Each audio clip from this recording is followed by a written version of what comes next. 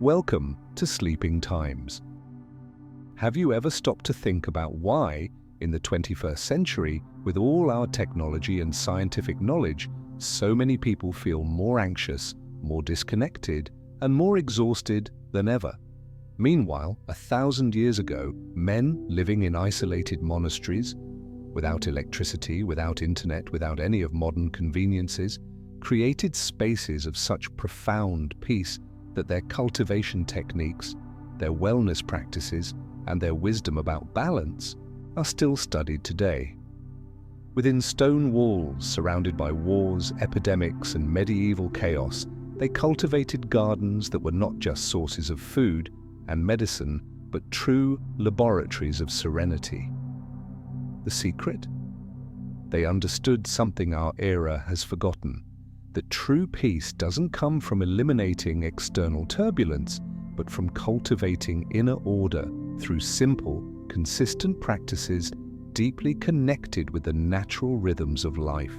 If you enjoy listening to stories and learning while you relax, subscribe now so you don't miss new journeys throughout the week and help our channel grow. Oh, and don't forget to leave a comment below telling us where you're watching from and what time it is there. It's always amazing to see how our community is spread across the world.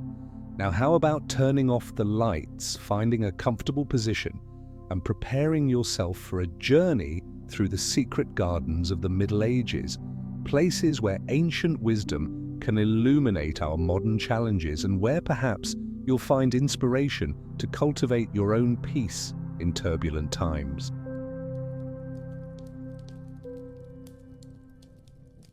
Imagine for a moment the sound of stones being carefully placed one upon another.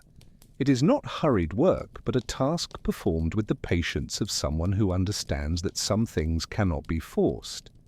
This is how the first monastic gardens of medieval Europe began, between the 6th and 7th centuries, when the continent was slowly emerging from the ashes of the Roman Empire.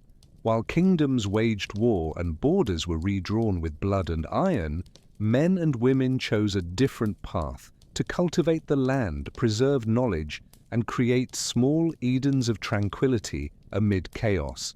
These gardens were not merely spaces of beauty, they were physical manifestations of a life philosophy that valued contemplation, manual work, and a deep connection with the natural cycles of life. Monasteries initially emerged as refuges for those seeking a life dedicated to spirituality, far from the turbulence of the secular world. But they quickly became much more than that. They transformed into centers of cultural preservation, living libraries, hospitals, schools, and, curiously, the first botanical laboratories of medieval Europe. When we think of innovation, we rarely associate that word with medieval monks, but it was they who developed sophisticated agricultural techniques, catalogued medicinal plants, and created the first systematic herbals of the Western world. In an era where written knowledge was rare and precious, these gardens functioned as three-dimensional books where each plant was a page of wisdom accumulated over generations. The typical layout of a monastic garden followed precise geometric principles, reflecting the medieval belief that physical order mirrored divine order.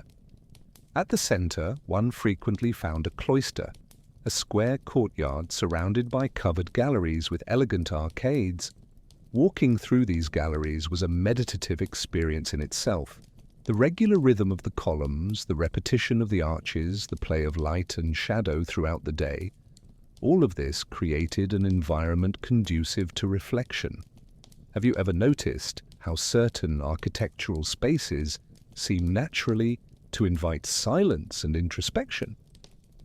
Medieval cloisters were designed precisely with that intention, using geometry and proportion to induce specific mental states. Around the cloister, different types of gardens were arranged, each with its specific function. There was the hortus conclusus, the enclosed garden, often associated with spiritual contemplation and purity. This intimate space, surrounded by walls or living hedges, was planted with symbolic flowers. White lilies representing purity, red roses symbolizing divine love, violets evoking humility. This was not mere decoration. Each floral element carried layers of theological and philosophical meaning, transforming a simple walk into an experience of symbolic reading of the natural world.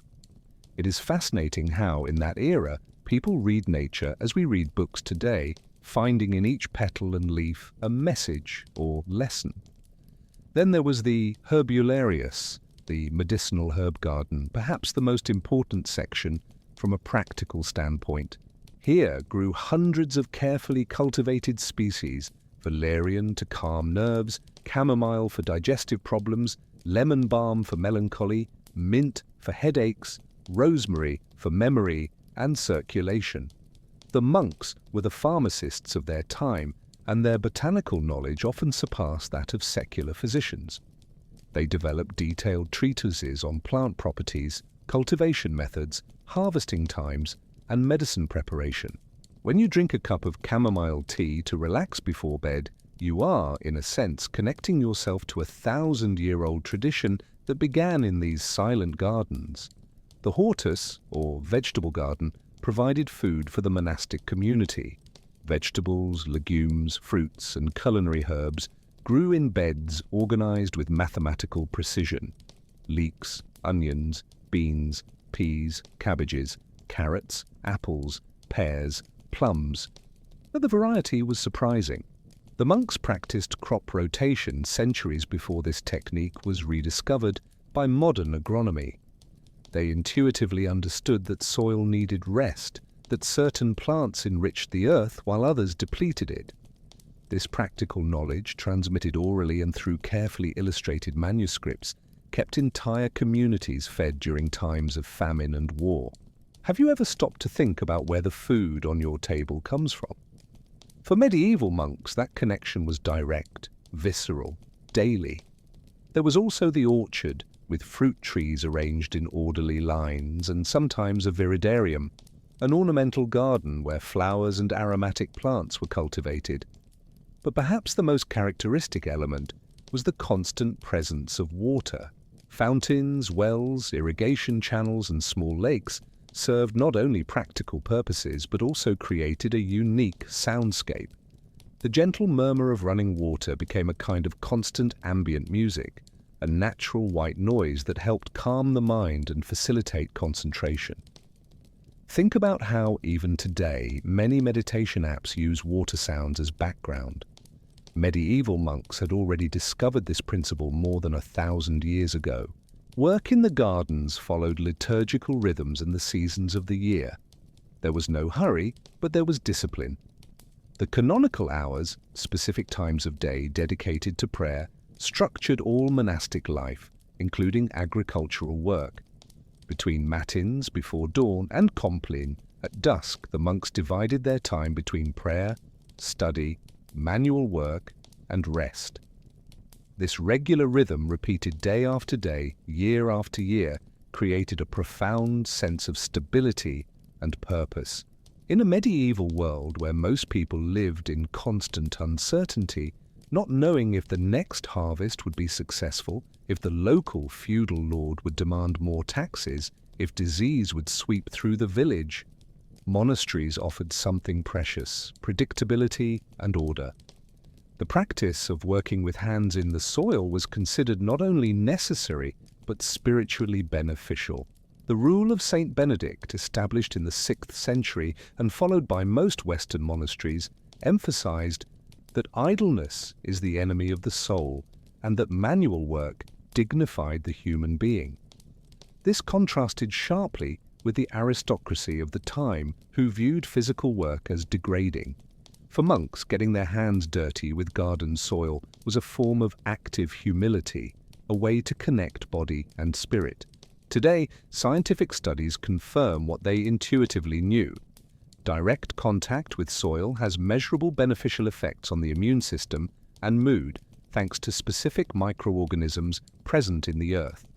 During the medieval period, especially between the 10th and 13th centuries, Europe experienced constant upheaval. Viking invasions in the north, Islamic expansions in the south, endless feudal wars, the violence of the Crusades, devastating epidemics.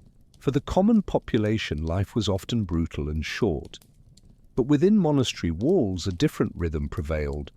Not that monks were completely isolated. Many monasteries were attacked, looted, burned.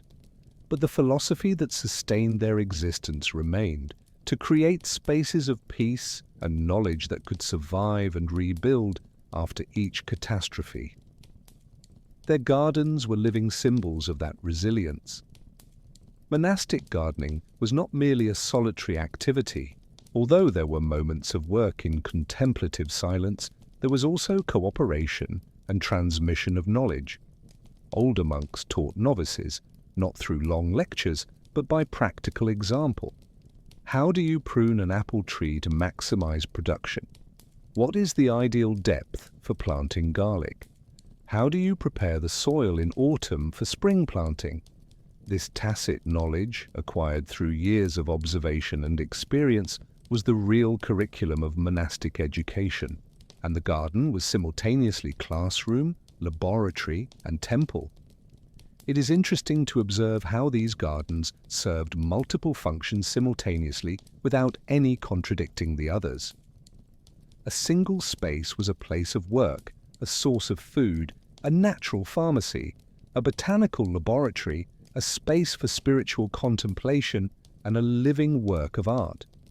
There was no rigid separation between the practical and the sacred, between the beautiful and the useful. A squash growing on its trellis was simultaneously future sustenance and a manifestation of divine order. A blooming rose was both a potential remedy and a theological symbol. This holistic integration of life contrasts sharply with the fragmentation that characterizes our contemporary existence, where we rigidly separate work from leisure, beauty from functionality, body from spirit. Medieval manuscripts describing these gardens reveal a surprisingly sophisticated level of knowledge. The famous Plan of St. Gall, an architectural drawing of an ideal monastery created around 820 AD, shows in meticulous detail the layout of the gardens, identifying up to 16 different types of medicinal plants and more than 14 varieties of vegetables and fruits. Illustrated herbals such as Dioscorides de Materia Medica, copied and expanded countless times during the Middle Ages, catalogued hundreds of species with detailed descriptions of their properties. These texts were not mere academic curiosities. They were practical manuals consulted daily, dirty with soil and stained from constant use. The monk's relationship with time was also peculiar. In a society that lived intensely in the immediate present, concerned with this year's harvest, this summer's war, this winter's famine, monasteries cultivated a long-term perspective. They planted trees that would only bear fruit decades later. They copied manuscripts that perhaps no contemporary would ever read. They built cathedrals that would take centuries to complete. This institutional patience, this ability to work for the benefit of future generations, allowed them to preserve not only plants and books, but an entire civilization. When Rome fell and ancient libraries burned, it was monastic scribes who saved Aristotle, Virgil, Ovid, and countless other classical texts, copying them meticulously in their scriptoria, often with a view of the gardens they so loved. But perhaps the most profound aspect of these medieval gardens was something intangible, the atmosphere they created. Contemporary visitors who wrote about their experience in monasteries frequently mentioned a particular sensation, a quietness that was not mere silence, but a special quality of presence and attention, as if time moved differently there inside, as if there was space to simply be without the constant pressure to do. In our hyper-connected and frenetic world, where idleness is viewed with suspicion and constant productivity is demanded, perhaps we can learn something from these ancient gardens. They remind us that there is value in slowness, in the quiet repetition of simple tasks, in the patient cultivation of things that grow at their own pace. And perhaps by reflecting on these spaces from 1,000 years ago, we can begin to imagine how to create our own refuges of serenity amid the turbulent times we too live in today. The construction of a medieval monastic garden began long before any seed touched the soil. It started with the careful selection of location, preferably near a natural water source, protected from the most violent winds, with adequate sun exposure and fertile soil. The Cistercian monks, an order founded in 1098 that became famous for their agricultural expertise, developed an almost supernatural ability to identify ideal sites. They chose isolated valleys, seemingly inhospitable regions that, under their care, transformed into productive and beautiful landscapes. Many of the most impressive European monasteries, such as Fountains Abbey in England or Sénanque in France, were established in remote places that required years of arduous work just to become habitable. Why would anyone deliberately choose difficulty? The answer reveals something profound about medieval monastic mentality. The challenge was not an obstacle to be avoided, but an opportunity for transformation of both land and spirit. Draining swamps, diverting streams, building terraces on steep slopes, carrying stones, preparing rocky soil. These exhausting tasks were viewed as forms of physical prayer. The harsh and untamed earth represented unrefined human nature. The ordered and fruitful gardens symbolized the soul, cultivated through discipline and grace. Each stone removed from the soil was an imperfection removed from one's character. Each prepared bed was a step on the spiritual journey.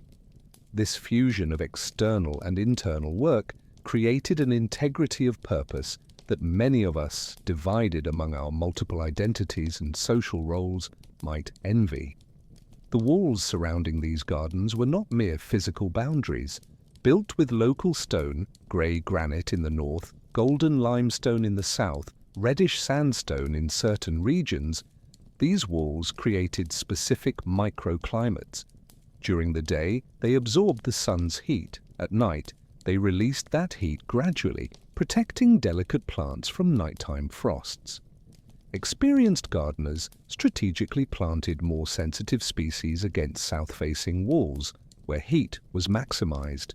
Climbing plants, grapevines, roses, jasmine, were guided along these walls, creating vertical curtains of greenery and fragrance.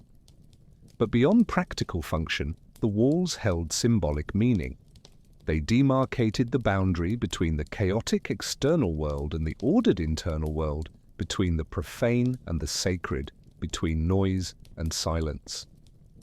Within these boundaries, water assumed a central role in spatial organization. Sophisticated hydraulic systems, some drawing on ancient Roman engineering knowledge, distributed water throughout the monastic complex. Aqueducts brought water from distant springs. Underground channels ran beneath buildings, providing remarkable sanitation by medieval standards. In the garden, water manifested in multiple forms: bubbling fountains at the center of the cloister, rectangular tanks for fish cultivation, irrigation channels serpentining between beds, deep wells with elaborately carved stone covers. The sound of water was omnipresent, yet never intrusive, a constant whisper that masked other noises and created an acoustic layer conducive to concentration. The cloister fountains deserve special attention. Typically located at the center of the square courtyard, these structures were architectural works of art. Many featured an octagonal shape, a number laden with medieval religious symbolism representing renewal and eternal life. Water spouted from the center, often from a carved sculpture or column, falling into a circular or polygonal stone basin. Monks used these fountains not only to irrigate the garden, but also for ritual ablutions, washing hands before meals, refreshing the face after hours of work under the sun. Have you ever noticed how running water has an almost hypnotic effect? How it can capture our attention effortlessly, allowing the mind to wander freely or, paradoxically, to become completely still. The geometric arrangement of beds followed principles that blended practicality, and symbolism. Square and rectangular shapes predominated, divided by narrow paths that allowed easy access for planting, maintenance, and harvesting. But the symmetry was not merely aesthetic.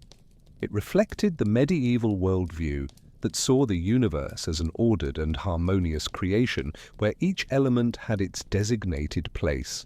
The cross-shaped garden, with 4 main beds divided by perpendicular paths meeting at the center, was especially common, an explicit reference to the 4 rivers of paradise described in Genesis. Some more elaborate gardens featured intricate geometric designs, true vegetable mandalas that could only be fully appreciated from elevated points, such as the upper windows of monastic dormitories. The edges of beds were frequently delimited with diverse materials, boards of oak or chestnut wood resistant to moisture, bricks arranged at angles creating decorative patterns, woven wicker for temporary beds, living borders of boxwood, lavender, or hyssop, which besides defining limits, provided their own utilities. Boxwood remained green year-round, lavender repelled insects and perfumed the air, hyssop had medicinal properties. This multiple functionality, where each element served several purposes simultaneously, was a central characteristic of monastic gardening. Nothing was purely ornamental, nothing was exclusively utilitarian. Everything integrated into a complex system where beauty and practicality coexisted naturally. The soil itself received meticulous attention. The monks understood that different plants required different soil conditions. They developed elaborate composting techniques, transforming kitchen scraps, animal manure, fallen leaves, and other organic materials into rich, dark humus. Compost piles were carefully maintained, turned regularly to ensure proper decomposition. Wood ash, rich in potassium, was incorporated into the soil. Ground bones provided phosphorus. Legumes, beans, peas, clovers were cultivated and then buried in the soil to enrich it with nitrogen. This agronomic knowledge, acquired through centuries of observation and experimentation, allowed monasteries to maintain sustainable productivity year after year, decade after decade, without depleting the soil's fertility. The tools used in monastic gardens were simple but effective. Iron hoes with ashwood handles, smoothed by decades of use. Wide-bladed spades for moving earth and compost. Rakes with wooden or iron teeth for preparing beds. Curved sickles for harvesting grain and cutting plants. Pruning shears with blades kept meticulously sharp. Wicker baskets in various sizes for transporting harvests and materials. Ceramic or metal watering cans. Ropes and stakes for marking straight lines when planting. Each tool had its specific place in the tool shed, and proper maintenance of instruments was considered an extension of sacred work. A well-cared-for tool lasted generations, passing from older hands to younger ones, carrying memories and stories in its familiar weight. The selection of plants for the garden followed careful criteria. Priority was given to species mentioned in the Bible or in texts of the Church Fathers: lilies, roses, saffron, hyssop, mandrake. Plants native to the Holy Land were especially valued, creating a kind of miniature Palestine in the heart of Europe. But practicality was never sacrificed for symbolism. The most effective medicinal plants always found space, regardless of their religious significance. Species brought by crusaders from the Middle East were experimented with, and if successful in the European climate, incorporated into the permanent repertoire. The monastic garden was thus a living and evolving organism, constantly adapting and incorporating new knowledge. Among medicinal plants, some were particularly indispensable. Valerian, with its pale pink flowers and characteristic aroma, was cultivated to treat insomnia and anxiety, uses that modern science has confirmed as valid. Borage, with its edible blue stars, was considered the plant of courage and joy, used to lift melancholic spirits. Comfrey, with its large velvety leaves, was applied to fractures and wounds, Its Latin name, symphytum, literally means grow together. Yarrow, delicate yet resilient, stanched bleeding. Sage, whose name derives from the Latin salvare, to save, was so revered that a medieval saying proclaimed, "Why would a man die in whose garden sage grows?" Each of these plants represented centuries of empirical knowledge condensed. Aromatic herbs occupied privileged positions, often planted along pathways where the simple act of passing would brush their leaves, releasing fragrances. Thyme between pathway stones, which when stepped on exhaled its eternal summer aroma. Mint in moist beds, expanding vigorously, refreshing and medicinal. Rosemary in sunny positions, its needle-shaped leaves perfuming the air, even in winter. Basil in terracotta pots, sacred basil that required special care in the cold northern climates. These plants were not mere culinary seasonings, they were considered divine gifts that brought health, pleasure, and beauty to daily life. How different is our relationship with herbs today when we buy them pre-packaged in supermarkets, disconnected from their origin, history, and cultivation. The annual cycle of the garden followed an immutable rhythm that monks observed with religious attention. Spring arrived with explosions of life, bulbs emerging, trees budding, birds returning from winter migrations.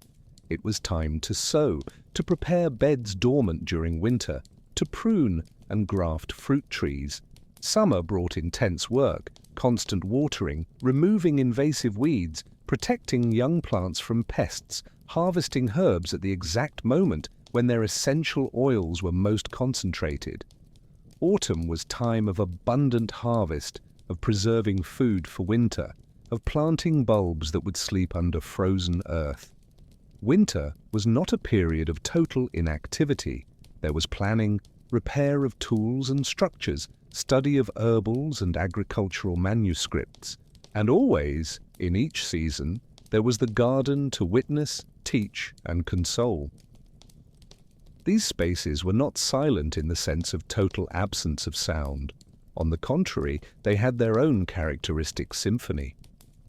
The rustling of leaves in the wind, the buzzing of bees among the flowers, monasteries often kept beehives, and honey was precious both as food and as a base for mead and remedies.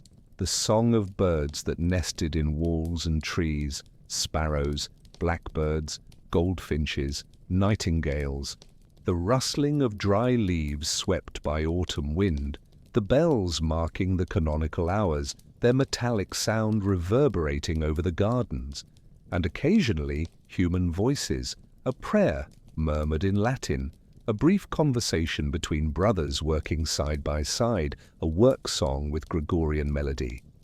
But even these human sounds were absorbed by the space, becoming part of the overall atmosphere of attentive quietness.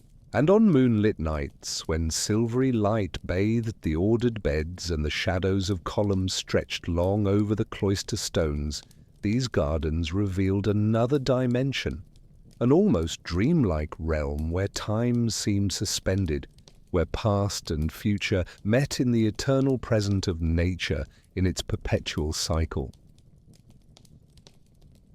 Waking before dawn was not a choice, but a fundamental rule of monastic life. Matins, the first of the canonical hours, were recited still under the cloak of darkness, when the world remained in its deepest quietness. After this initial prayer, when the first grey lights began to brighten the eastern horizon, the monks designated for work in the gardens left the stone buildings for the fresh morning air. In summer, dew covered every leaf and petal, transforming the garden into a field of liquid diamonds reflecting the nascent light. In winter, white frost crystallized over the soil and plants, creating ephemeral ice sculptures that would disappear with the first touch of sun. This liminal moment between night and day, between sleep and wakefulness, between darkness and light, was considered particularly conducive to contemplative work. The mind was not yet fully awake. The day's concerns had not yet settled in. There was a special permeability, an increased receptivity to subtle impressions. Spring in monastic gardens was experienced not as a sudden event, but as a gradual and multifaceted process. It began discreetly, sometimes as early as February, when the first snowdrops, Galanthus nivalis, pierced the cold earth, their white pendant flowers like small silent bells announcing that underground life remained intact. These were followed by crocuses, patches of purple, yellow and white dotting the beds. The monks observed these signs with attention that was not merely pragmatic, when to plant, when to expect late frosts, but also symbolic. The return of plant life after the apparent death of winter confirmed central theological truths: rebirth, resurrection, the persistence of hope even through the harshest seasons. Have you ever truly witnessed the arrival of spring? Not merely noticed it casually, but observed with attention day after day, following each incremental change. In March and April, the acceleration was palpable. Buds swelled on fruit trees, apple, pear, plum, cherry, until they exploded into clouds of white and pink blossoms that perfumed the air and attracted the first bees emerging from their hives. The monks responsible for beekeeping observed the hive activity anxiously, for proper pollination would determine the abundance of the future harvest. In the vegetable beds, intense sowing work began: peas, beans, onions, leeks. Each seed was placed at a specific depth, in soil prepared months in advance. There was something profoundly meditative in this repetitive task, making a small hole with the finger, dropping the seed, gently covering it with earth, pressing lightly, repeat and repeat, and repeat again, hundreds, thousands of times. The mind naturally quieted in this rhythm, thoughts dissolved in the simplicity of action. May brought the full explosion of plant life. The herb beds began to show vigorous growth. Mint sent underground runners in all directions, conquering territory. Rosemary covered itself with pale blue flowers. Lavender developed its vertical stems crowned with aromatic buds. Roses, especially the damask rose brought from the east during the Crusades, began to open their layered petals, each flower a masterpiece of natural engineering and beauty. The monks collected rose petals in early mornings when dew still covered them, to prepare rose water used in liturgical rituals and as a remedy for eye and skin problems.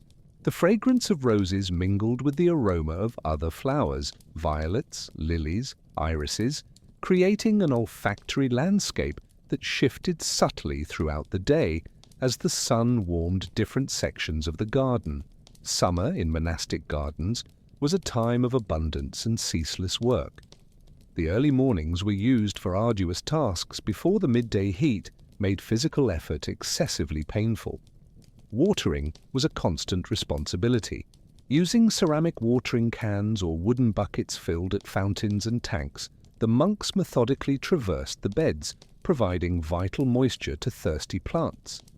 In the drier regions of southern Europe, more sophisticated irrigation systems were employed, channels that could be opened and closed, distributing water in a controlled manner. Careful observation was essential. Which plants showed signs of water stress? Where did water accumulate excessively, indicating need for better drainage? This intimate knowledge of each section of the garden was acquired only through years of experience. Pests and diseases were a constant reality with which medieval monks dealt without the benefits of modern chemistry. Aphids attacked roses and tender plants. Slugs and snails devastated young seedlings during humid nights.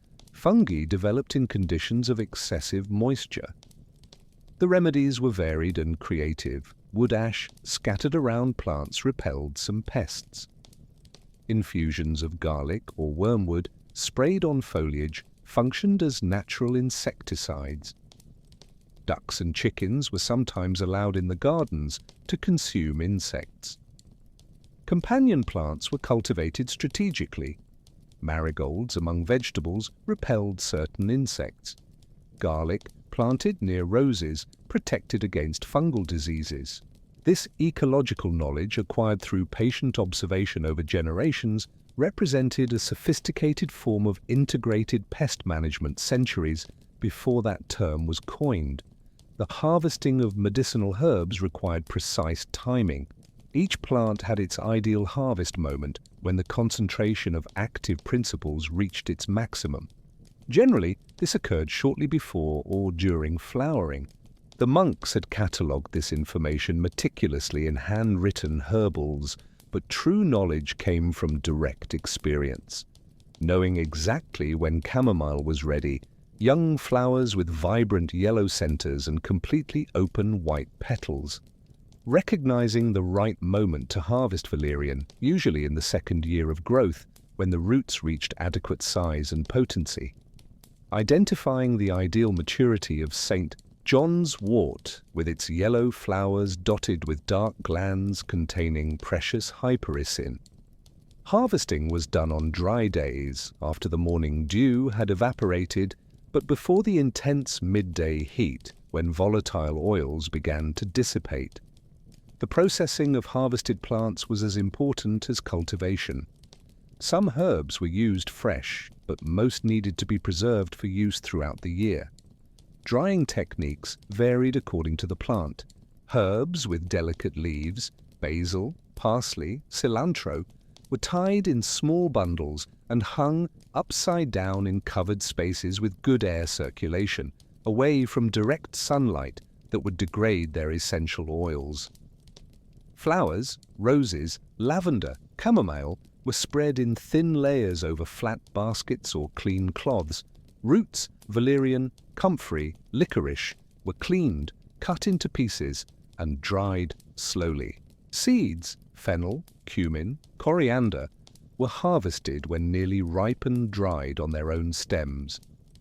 The entire process required patience, attention, and knowledge transmitted orally from generation to generation. The late summer and early autumn mark the harvest of fruits: apples, pears, plums, late cherries, grapes, each ripened at its own pace. The orchards transformed into centers of intense activity. Some fruits were consumed fresh by the community, a seasonal pleasure eagerly anticipated, but most needed to be preserved. Apples and pears were stored in cool, dark cellars, carefully arranged so they didn't touch each other, checked regularly to remove any fruit beginning to rot. Others were dried in the sun or in low ovens. Plums became raisins, grapes were pressed for wine, not only for Eucharistic celebration, but also as a daily drink safer than untreated water. Some fruits were preserved in honey, creating sweet conserves that brightened monotonous winter meals. Have you ever considered the extraordinary luxury of having fresh fruits available year-round, divorced from their natural seasons? For medieval monks, each apple was an event, each grape a gift that arrived only once a year. Nuts were also harvested at this time: walnuts, hazelnuts, chestnuts. Rich in fats and proteins, they were essential to monastic nutrition, especially during periods of fasting when animal products were forbidden. Enormous chestnut trees, some centuries old, shaded the gardens and provided abundant harvests that were roasted, ground into flour, or stored in their hard shells. The trees themselves became living monuments, silent witnesses to generations of monks who worked beneath their canopies. Planting a tree was an act of faith in the future. The planter knew they would probably not live to see the tree in its full maturity, but they planted anyway, trusting that future brothers would reap the benefits. This expanded temporal perspective, this investment in futures one would not see, represents a form of generosity that perhaps we have lost in our culture of immediate gratification. Autumn was also a time to prepare the garden for winter. Annual plants that had completed their cycle were removed and added to compost piles. Perennial plants were pruned with cuts made at specific angles to prevent water accumulation that would freeze and damage tissues. Bulbs were planted for the following spring. Tulips, daffodils, hyacinths, buried at the correct depth with the tip pointing upward in groups that would create maximum visual impact when they bloomed months later. Mulch, fallen leaves, straw, shredded branches was spread over the beds to protect plant roots from the repeated freezing and thawing that could damage them. Tools were cleaned, sharpened, and stored properly. Wooden structures were inspected and repaired. The garden was gently put to sleep like a child carefully tucked in before the long night. Winter in the gardens of northern European monasteries could be brutal. Snow covered the beds for weeks or even months. Deep frosts penetrated the soil. Sharp winds swept the cloisters. But even in this seemingly dead season, there was life and activity. Hardy perennial plants remained green under the snow. Certain types of cabbage, leeks, that improved in flavor after cold exposure. Some Mediterranean aromatic herbs, rosemary, thyme, sage, maintained their leaves, providing touches of greenery and aroma even in January. And beneath the frozen surface, invisible processes continued. Bulbs developed root systems. Seeds requiring cold stratification underwent the chemical changes necessary to germinate in spring. The earth rested, but was not inert.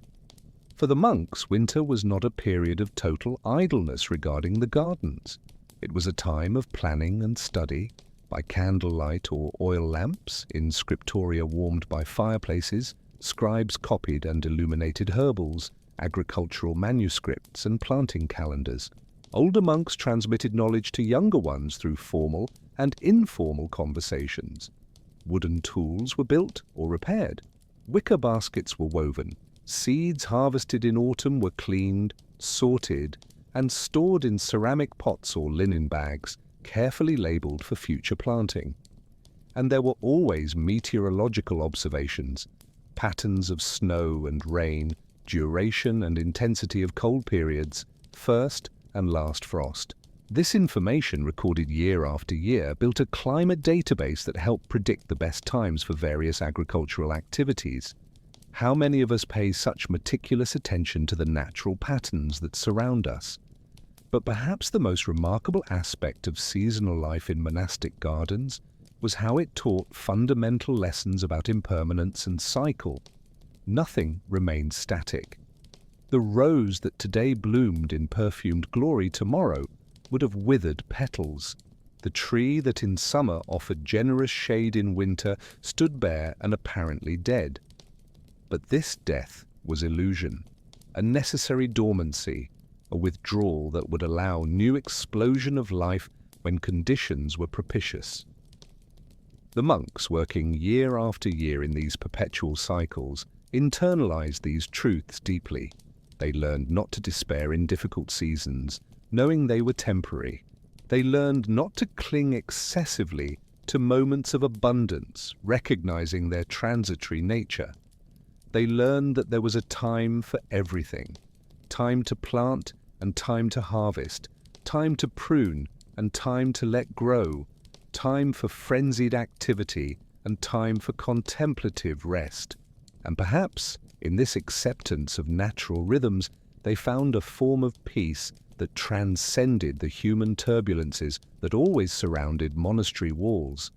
A peace rooted not in external circumstances, but in deep alignment with the eternal patterns of creation.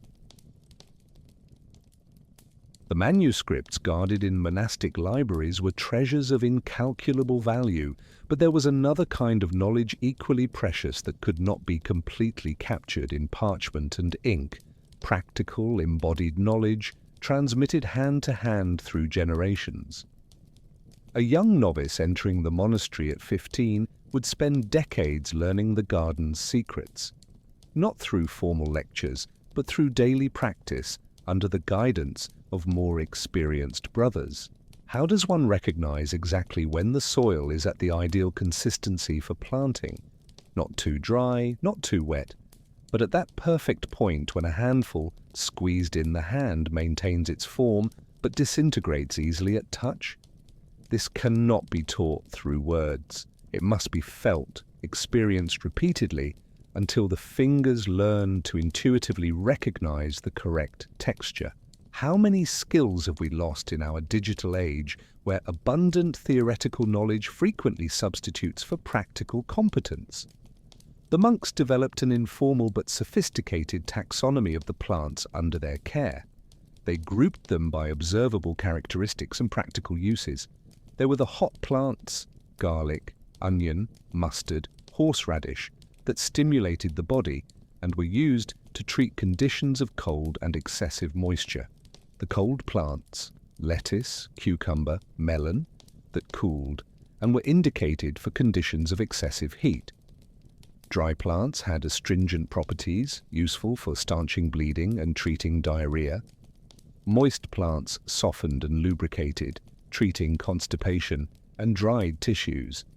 This classification, based on Greek humoral theory, balancing the four bodily humors through substances with opposite properties, may seem primitive to our modern ears.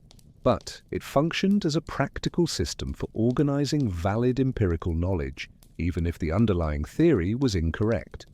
Certain monks specialized as herbarii, master herbalists responsible for the medicinal garden and the preparation of remedies. These men, and in female convents, women, accumulated decades of experience. They knew not only what each plant treated, but how to prepare it properly. The same plant could have drastically different effects depending on the preparation method. Dried and ground valerian roots produced a powder that could be mixed with water or wine, but an infusion of fresh roots had different potency. And an alcoholic tincture, where roots were submerged in strong alcohol for weeks, extracted different compounds. The herbarius knew these subtleties and chose the appropriate method for each situation. His knowledge was pharmacological in the truest sense, though he would never use that word. The monastic infirmary, often located near the medicinal garden for easy access to necessary plants, was where this knowledge manifested in action. Sick or injured monks received care that by medieval standards was exceptionally advanced. Wounds were cleaned with infusions of antimicrobial plants, garlic, thyme, honey. Poultices of comfrey were applied to broken bones. Chamomile and valerian teas treated insomnia and anxiety. Syrups of honey infused with thyme, licorice, and hyssop relieved coughs. Herb baths, lavender, roses, rosemary, promoted relaxation and hygiene. These treatments were not placebo or superstition. Many contained active compounds that modern pharmacology has validated. Modern synthetic aspirin derives from salicylic acid found naturally in willow bark, which medieval monks already used for pain and fever. How circular is the history of medicine, departing from plants, passing through centuries of chemical synthesis, and now returning to interest in herbal medicine. The herbal manuscripts were works of art and science combined. Specialized scribes copied ancient texts. Dioscorides' 1st century De Materia Medica, Apuleius' 4th century Herbarium, Arabic treatises translated from Arabic to Latin. But they did not merely copy mechanically. They added original observations based on local experience. If Dioscorides described a Mediterranean plant that did not grow in northern Europe, the scribe noted a local species with similar properties. Illuminators created botanical illustrations with pigments derived from the plants themselves: indigo blue, madder red, saffron yellow, green from various herbs. These images, though stylized according to medieval artistic conventions, were functional, intended to aid in correct plant identification. A misidentification could be fatal. Hemlock, the poisonous plant that killed Socrates, superficially resembled parsley. Precise knowledge was literally a matter of life or death. Beyond formal treatises, there were practical recipe collections, compilations of recipes for specific preparations. For headache, take rosemary, sage, and roses, infuse in white wine, apply to the temple. For suppurating wound, chew bread with honey, and plantain leaves apply as a poultice. For melancholy, boil borage with wine and sugar. These recipes were noted in manuscript margins in personal notebooks on wax tablets. They represented centuries of experimentation. Some worked wonderfully, others were less effective, but the process of continuous transmission and refinement meant that truly useful recipes survived and spread, while ineffective ones gradually disappeared. It was a form of natural selection applied to medical knowledge, a pharmacological evolutionary process happening over generations. The monks also paid attention to ethical and sustainable harvesting. When they collected wild plants in the forests and fields around the monasteries, burdock roots, nettle leaves, elderberries, willow bark, they did so carefully to avoid depleting populations. They never harvested all plants from a location. They always left some to produce seeds and regenerate. When harvesting roots, they often replanted a portion to ensure future growth. This conservation ethic was not articulated in modern ecological terms, but derived from pragmatism and a worldview that saw nature as divine creation to be cared for, not exploited predatorily. They were stewards, not owners. They understood intuitively that destroying today meant scarcity tomorrow. Our society, with all our scientific advances, still struggles to internalize this basic lesson. The garden also functioned as a living school for the study of natural theology, the idea that by observing natural creation, one can learn about the Creator. Each plant was seen as bearing meanings in multiple layers. The rose, with its thorns protecting delicate beauty, symbolized the Virgin Mary or divine love that coexisted with suffering. The white lily represented purity. The violet, growing humbly close to the ground, incarnated humility. But beyond these conventional symbolisms, there was a deeper theology being elaborated through the work of gardening. The gardener cooperated with natural forces that he had not created and could not completely control.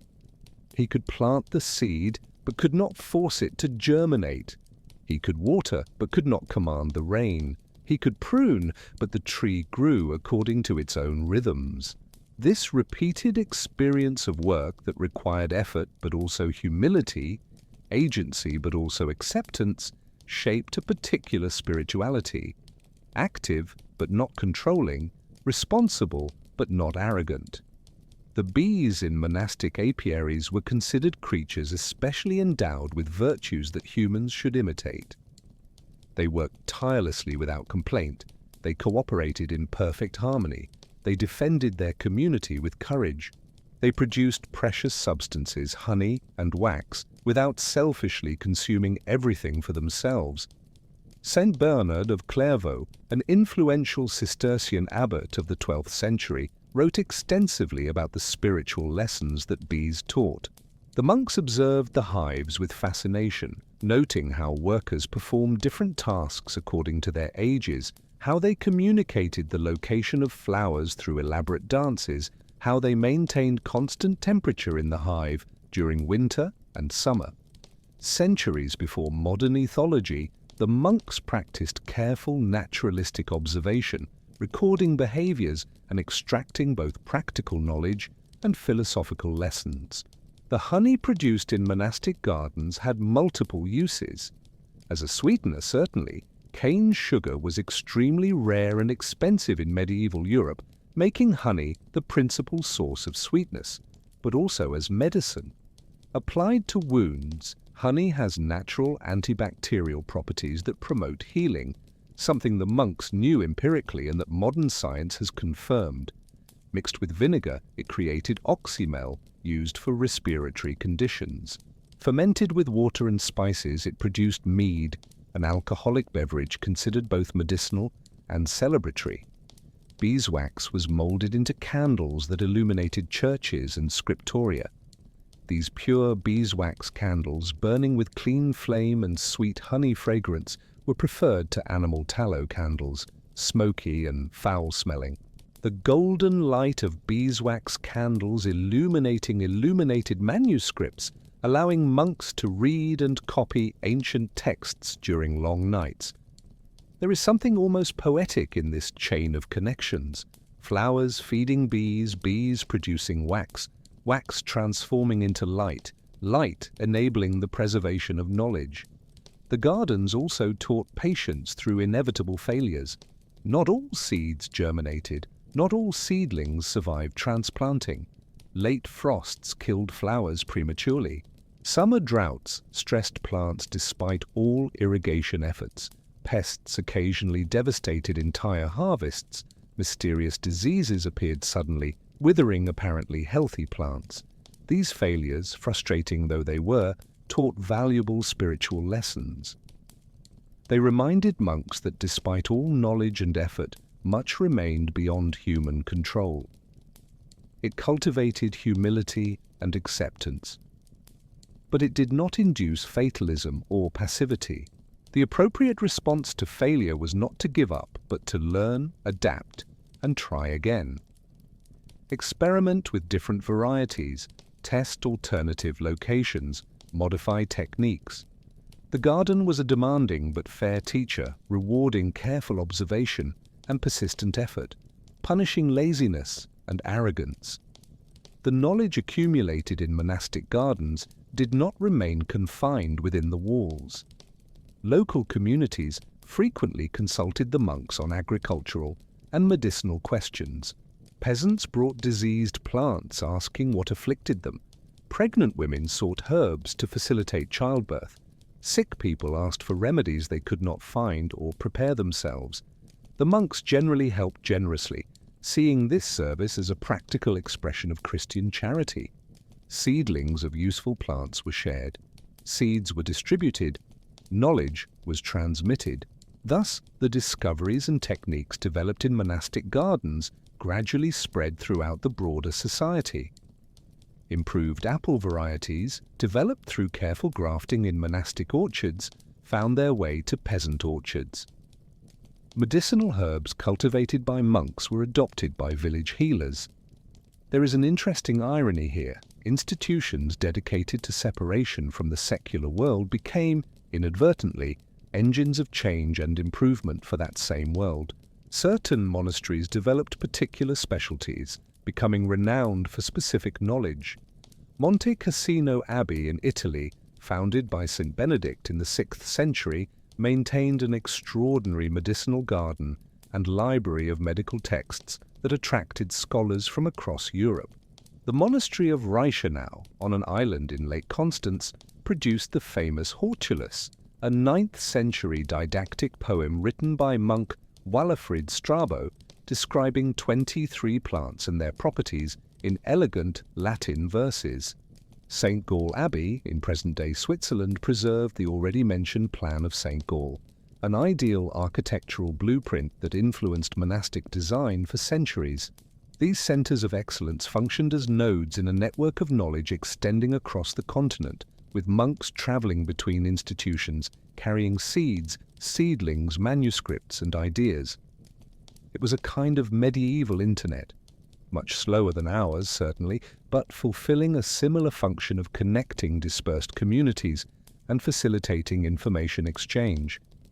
But the deepest knowledge transmitted by monastic gardens was perhaps less tangible. It was the visceral, unarticulated understanding that humans are part of nature, not separate from it. That our well-being is intimately linked to the well-being of the natural world.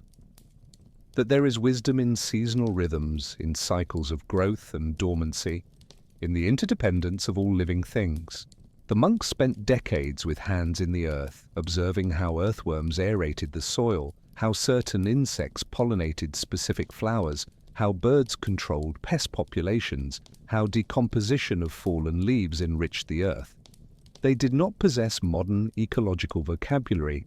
Terms like ecosystem, biodiversity, food chain did not exist, but they experienced these realities daily and built agricultural practices that respected and worked with these natural systems.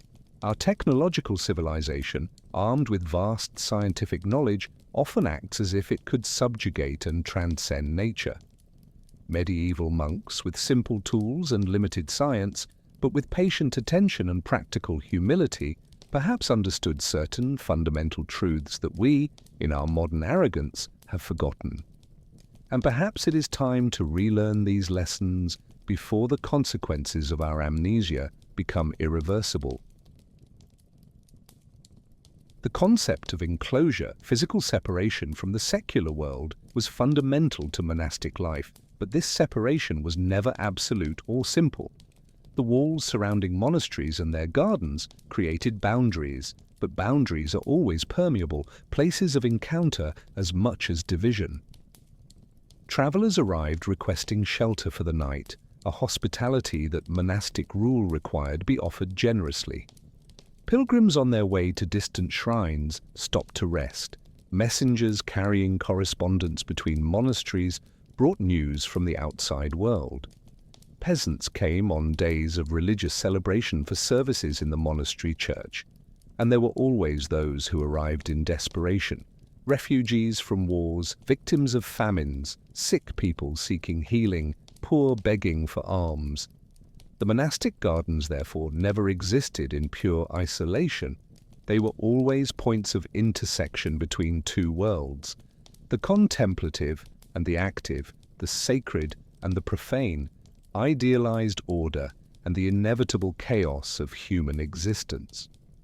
The monastic guest house, typically located near the main gate but separated from spaces reserved for monks, often had its own small garden.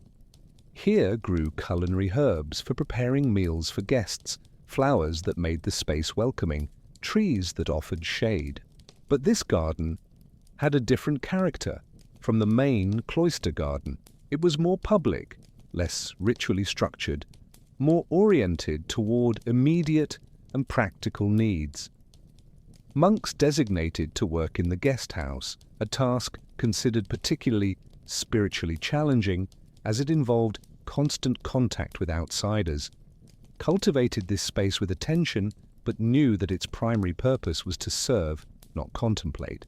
Here, gardening was not primarily spiritual exercise, but concrete charity. The herbs cultivated would season soups served to hungry travelers. The flowers harvested would brighten rooms where pilgrims rested from exhausting journeys. The sick who arrived at monasteries, sometimes in desperate conditions, were treated with resources from the medicinal gardens. The infirmary did not serve only monks but also lay people. It was common practice for sick people to be left at monastery gates by families who had no means to treat them. Some of these people recovered under monastic care and returned to their lives. Others died, receiving at least dignity and comfort in their final moments. And some, healed but with nowhere to go, remained, eventually becoming members of the monastic community or servants who worked the monastery's lands. The gardens witnessed these countless human stories, personal dramas of suffering, hope, recovery, or loss that unfolded in the shadow of their trees and along their stone paths. During periods of war, frequent in medieval Europe, monasteries could become literal refuges. When armies marched through territories, burning villages and crops, the civilian population fled. Many sought sanctuary in monasteries, which were generally respected as sacred spaces that should not be violated. This protection did not always work. There were numerous cases of monasteries being looted by Vikings, armies during feudal wars, or even uncontrolled crusaders. But often it worked, and the monastic gardens that normally fed only the resident community needed to sustain dozens or even hundreds of temporary refugees. Carefully planned harvests were distributed among far more hungry mouths than anticipated. Reserves meant to last the winter were exhausted in weeks. The monks shared what they had, even when it meant they themselves would go hungry later. Have you ever had to share limited resources with needy strangers, knowing that doing so would compromise your own future security? It is a decision that tests the limits of compassion and material detachment. The lands surrounding monasteries, often extensive, were cultivated with the help of secular workers. Peasants, living in nearby villages who worked monastic properties in exchange for protection, land use, or payment. The relationship between monasteries and local communities was complex. Monasteries were feudal lords, landowners who expected labor and tributes, but they were also protectors, employers, suppliers of specialized services. A monastery might have the only mill in the region, the only forge, the only literate scribes.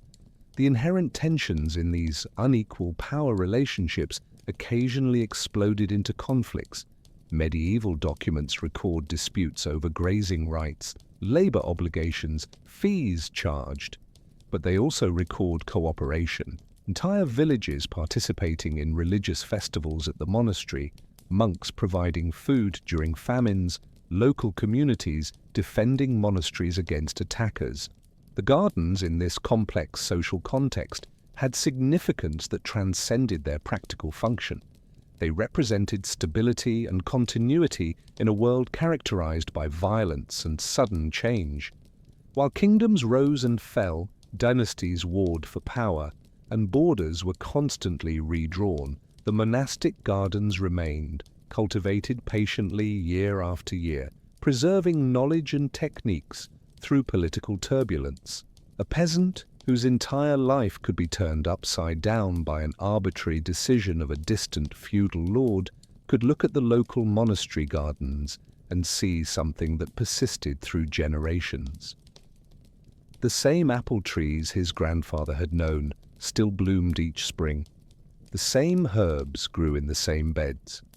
There was psychological comfort in this permanence, an anchor of predictability in an ocean of uncertainty. But monasteries were also agents of agricultural change. Techniques developed in monastic gardens and fields gradually spread. The three-field rotation system, dividing lands into three sections, rotating between winter cereals, summer legumes, and fallow, dramatically increased medieval agricultural productivity. This innovation, refined and popularized mainly by Cistercian monasteries in the 11th and 12th centuries, had impact comparable to the 20th century Green Revolution in relative terms. It allowed populations to grow, villages to transform into cities, economy and culture to flourish. The monks also introduced new crops to regions where they previously did not exist. Vineyards were established in cold areas of northern Europe where they seemingly should not thrive, but the monks, through careful selection of varieties and protected microclimates, succeeded. Burgundian Cistercians developed viticulture techniques that founded Burgundy's wine reputation that persists to this day. Fish farming in monastic tanks and lakes deserves special mention. As monastic rule often prohibited consumption of terrestrial animal meat, especially during Lent and other fasting periods, fish became a crucial protein source. Monks developed sophisticated aquaculture, tanks connected in series, where fingerlings grew to commercial size, fed with kitchen scraps and aquatic plants. Carp, pike perch, and trout were raised. These tanks, often integrated into the gardens, not only provided food, but also fulfilled ecological functions. Their waters irrigated beds, their nutrient-rich sediments were dredged periodically and used as fertilizer. Useful aquatic plants, watercress, water lilies, grew on their margins. Frogs, dragonflies, and other inhabitants of these aquatic ecosystems controlled insect populations. It was integrated aquaculture centuries before that term was invented. The architecture of monasteries reflected and reinforced the tension between enclosure and engagement with the world. The central cloister was private space, reserved for professed monks, where contemplative silence was maintained. But around this quiet nucleus were layers of progressively more public spaces.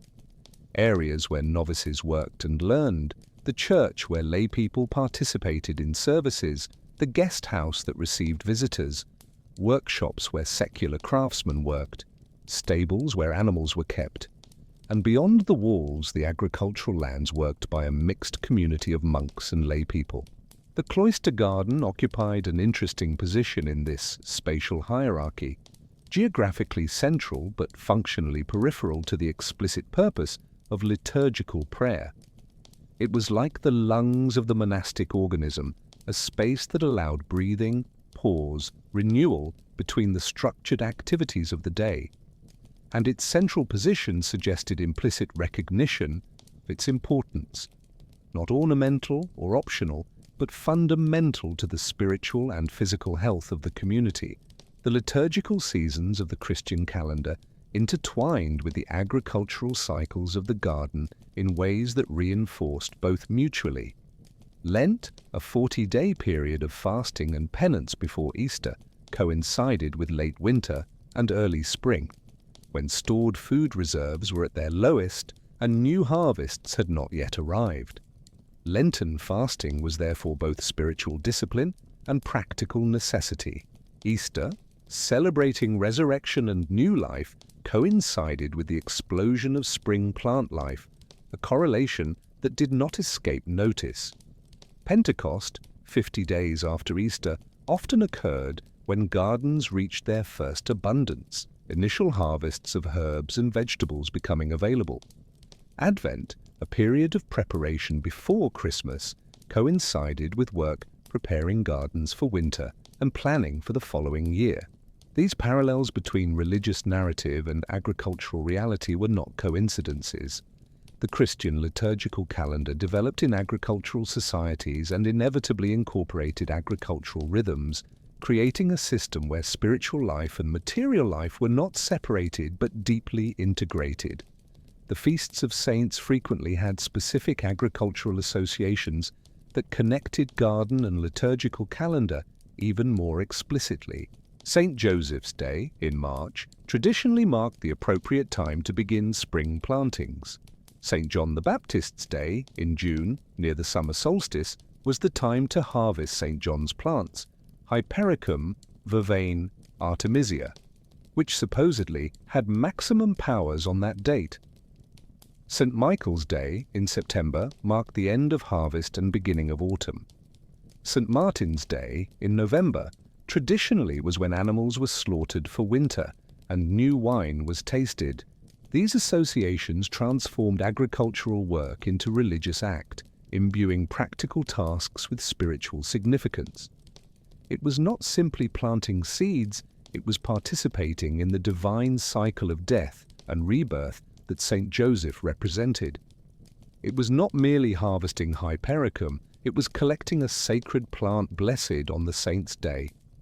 This sacralization of the ordinary created a daily life rich in meaning where no action was merely mechanical or secular. But alongside these comfortably predictable rhythms, there were always unexpected disruptions.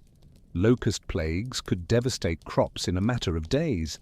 Epidemics, the Black Death most notably, killed such a large percentage of the population that there were not enough hands to work the lands.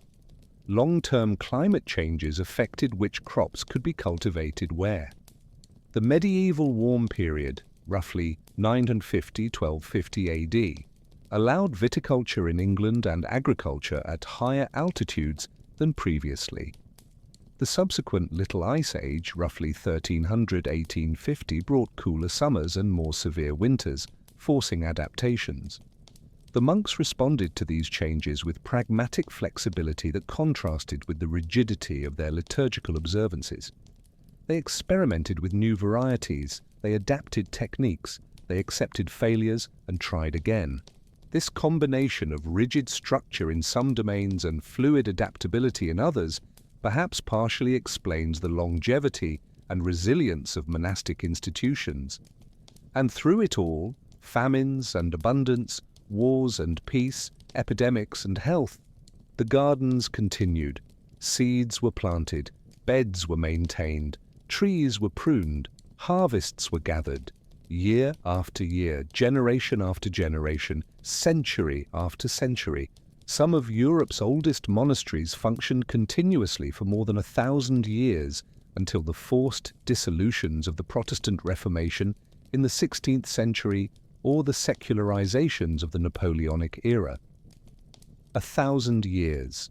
How many human institutions can claim such longevity?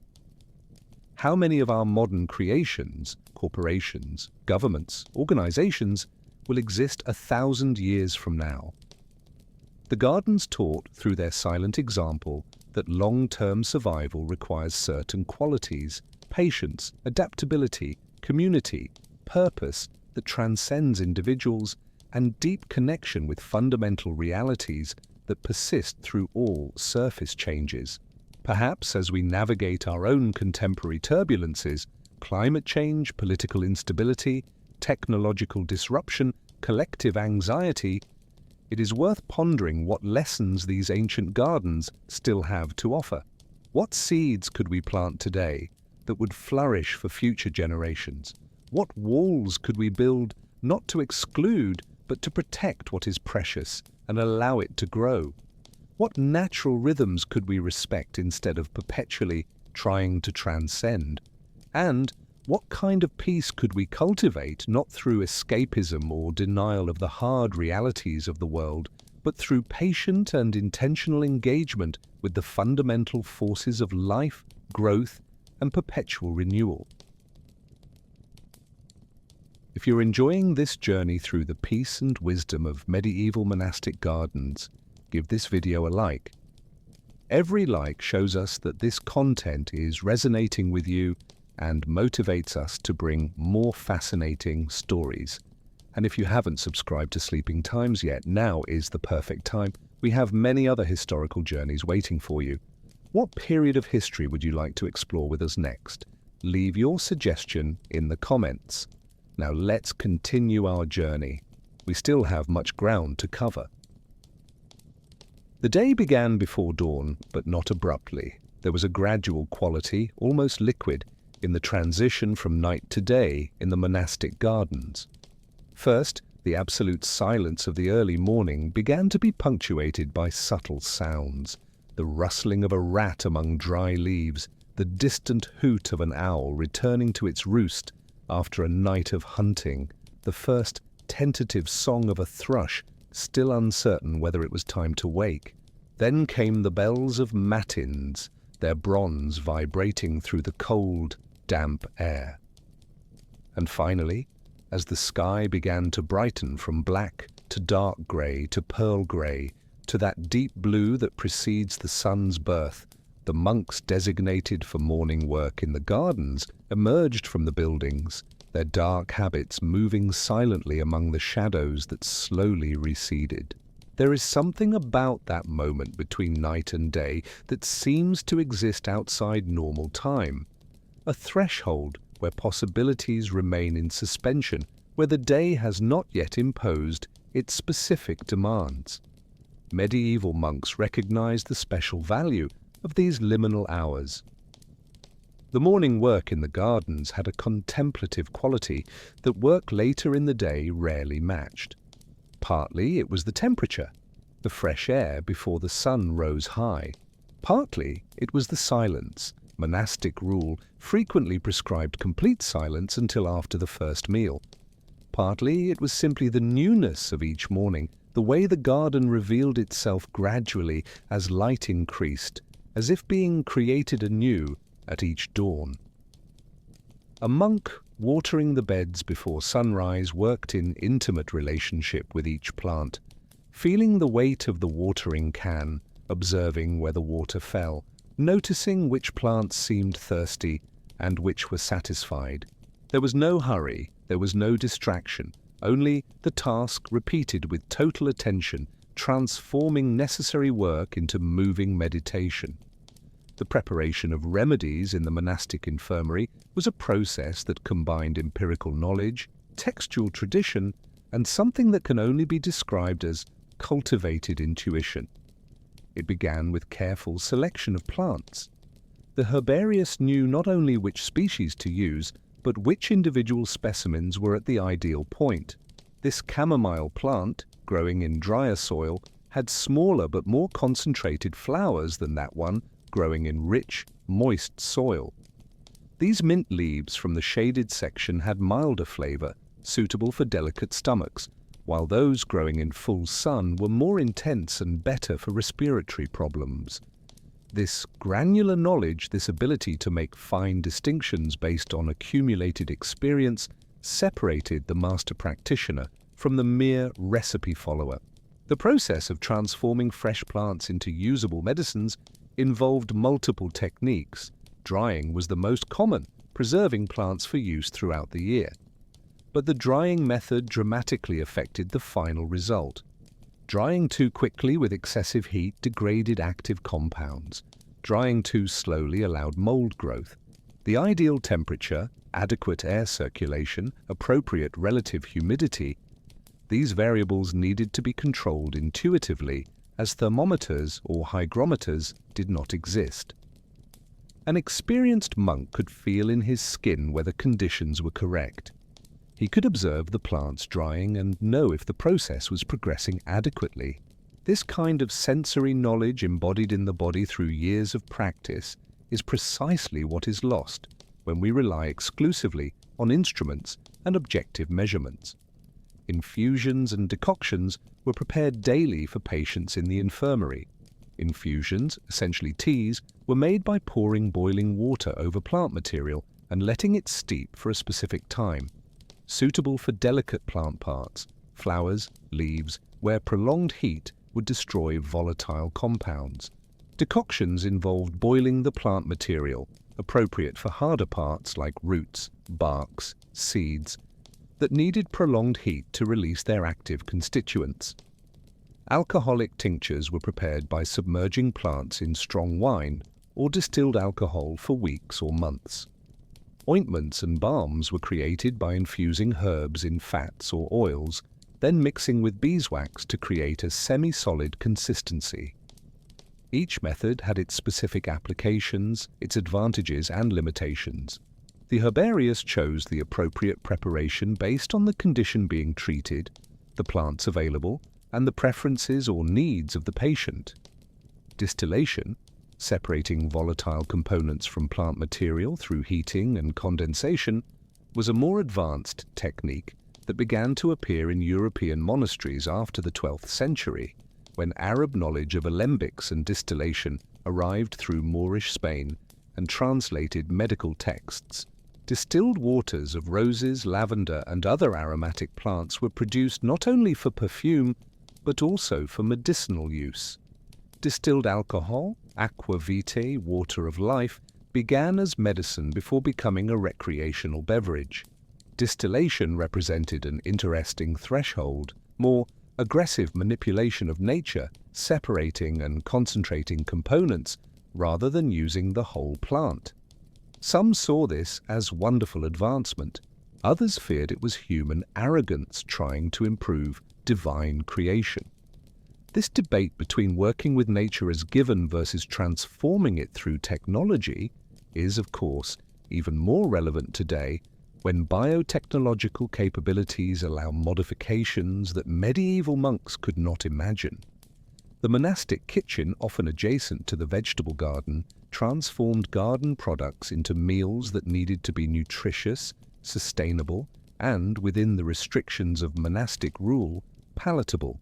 The typical monastic diet was predominantly vegetarian, built around bread, legumes, vegetables, and fruits, supplemented by fish, eggs, and dairy. Meat from warm-blooded animals was generally forbidden, except for the sick. This diet, which modern nutrition would recognize as quite healthy, was based almost entirely on what the monastic gardens and lands produced. Meals reflected the seasons in direct and inevitable ways. Spring brought fresh greens and tender herbs. Summer offered abundance of vegetables. Autumn provided fruits, nuts, and grain harvest. Winter depended on preserved and stored foods, grains, dried legumes, root vegetables kept in cool cellars. Have you ever truly experienced eating seasonally? Not by lifestyle choice, but by necessity. The monastic refectory where meals were consumed was a space of specific rituals. Meals were taken in silence while a reader read religious texts aloud from an elevated pulpit. But this silence did not prevent the monks from appreciating the food. The Benedictine rule explicitly instructed that adequate portions be served, recognizing that workers need sufficient nutrition. The quality of food prepared with vegetables and herbs from the monastic gardens, harvested fresh, prepared within hours, would have been significantly superior to food available to most of the medieval population. Vegetables were often cooked in aromatic broths with herbs. Fruits were baked with honey and spices. Breads were seasoned with seeds and herbs. Even within strict dietary restrictions, there was room for culinary pleasure. The idea that medieval monks ate only bland pottage is a myth. Their kitchens were, at their best, sophisticated and flavorful. The preservation of food for months of winter required diverse techniques that the monks mastered. Drying, fruits, herbs, vegetables, even some legumes. Salting and curing, especially for fish. Fermentation. Vegetables like cabbage transformed into sauerkraut, gourds into pickles. Storage in cool, dark cellars, roots, tubers, apples and pears wrapped in straw. Preservation in honey or sugar syrups. Each method had its particular chemistry, though the monks did not think in those terms. They knew salt inhibited decay, but did not know bacteria. They knew fermentation preserved and transformed foods, but did not understand yeasts and lactobacilli. Their knowledge was phenomenological, not mechanistic. They knew what happened and how to make it happen, even without understanding why it happened at the molecular level. This practical knowledge, tested by generations, was extraordinarily effective. How many of us, dependent on modern refrigeration and industrially processed foods, would know how to preserve a harvest sufficient to survive a winter? The liturgical year included periods of fasting, Lent, Advent, and specific days throughout the year. During these periods, meals were even simpler and sparse, often just one full meal a day. But curiously, these restrictions stimulated culinary creativity. How to make simple meals satisfying. Through skillful use of herbs, spices when available, varied preparation methods. The monks developed an extensive repertoire of meatless dishes that were nutritious and flavorful.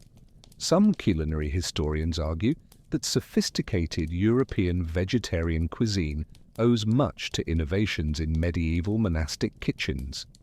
Restriction, paradoxically, often stimulates innovation. When all options are available, we tend to repeat the familiar. When options are limited, we are forced to be creative. Is there a lesson there for our culture of excessive abundance and unlimited choices? Monastic beekeeping deserves more detailed attention.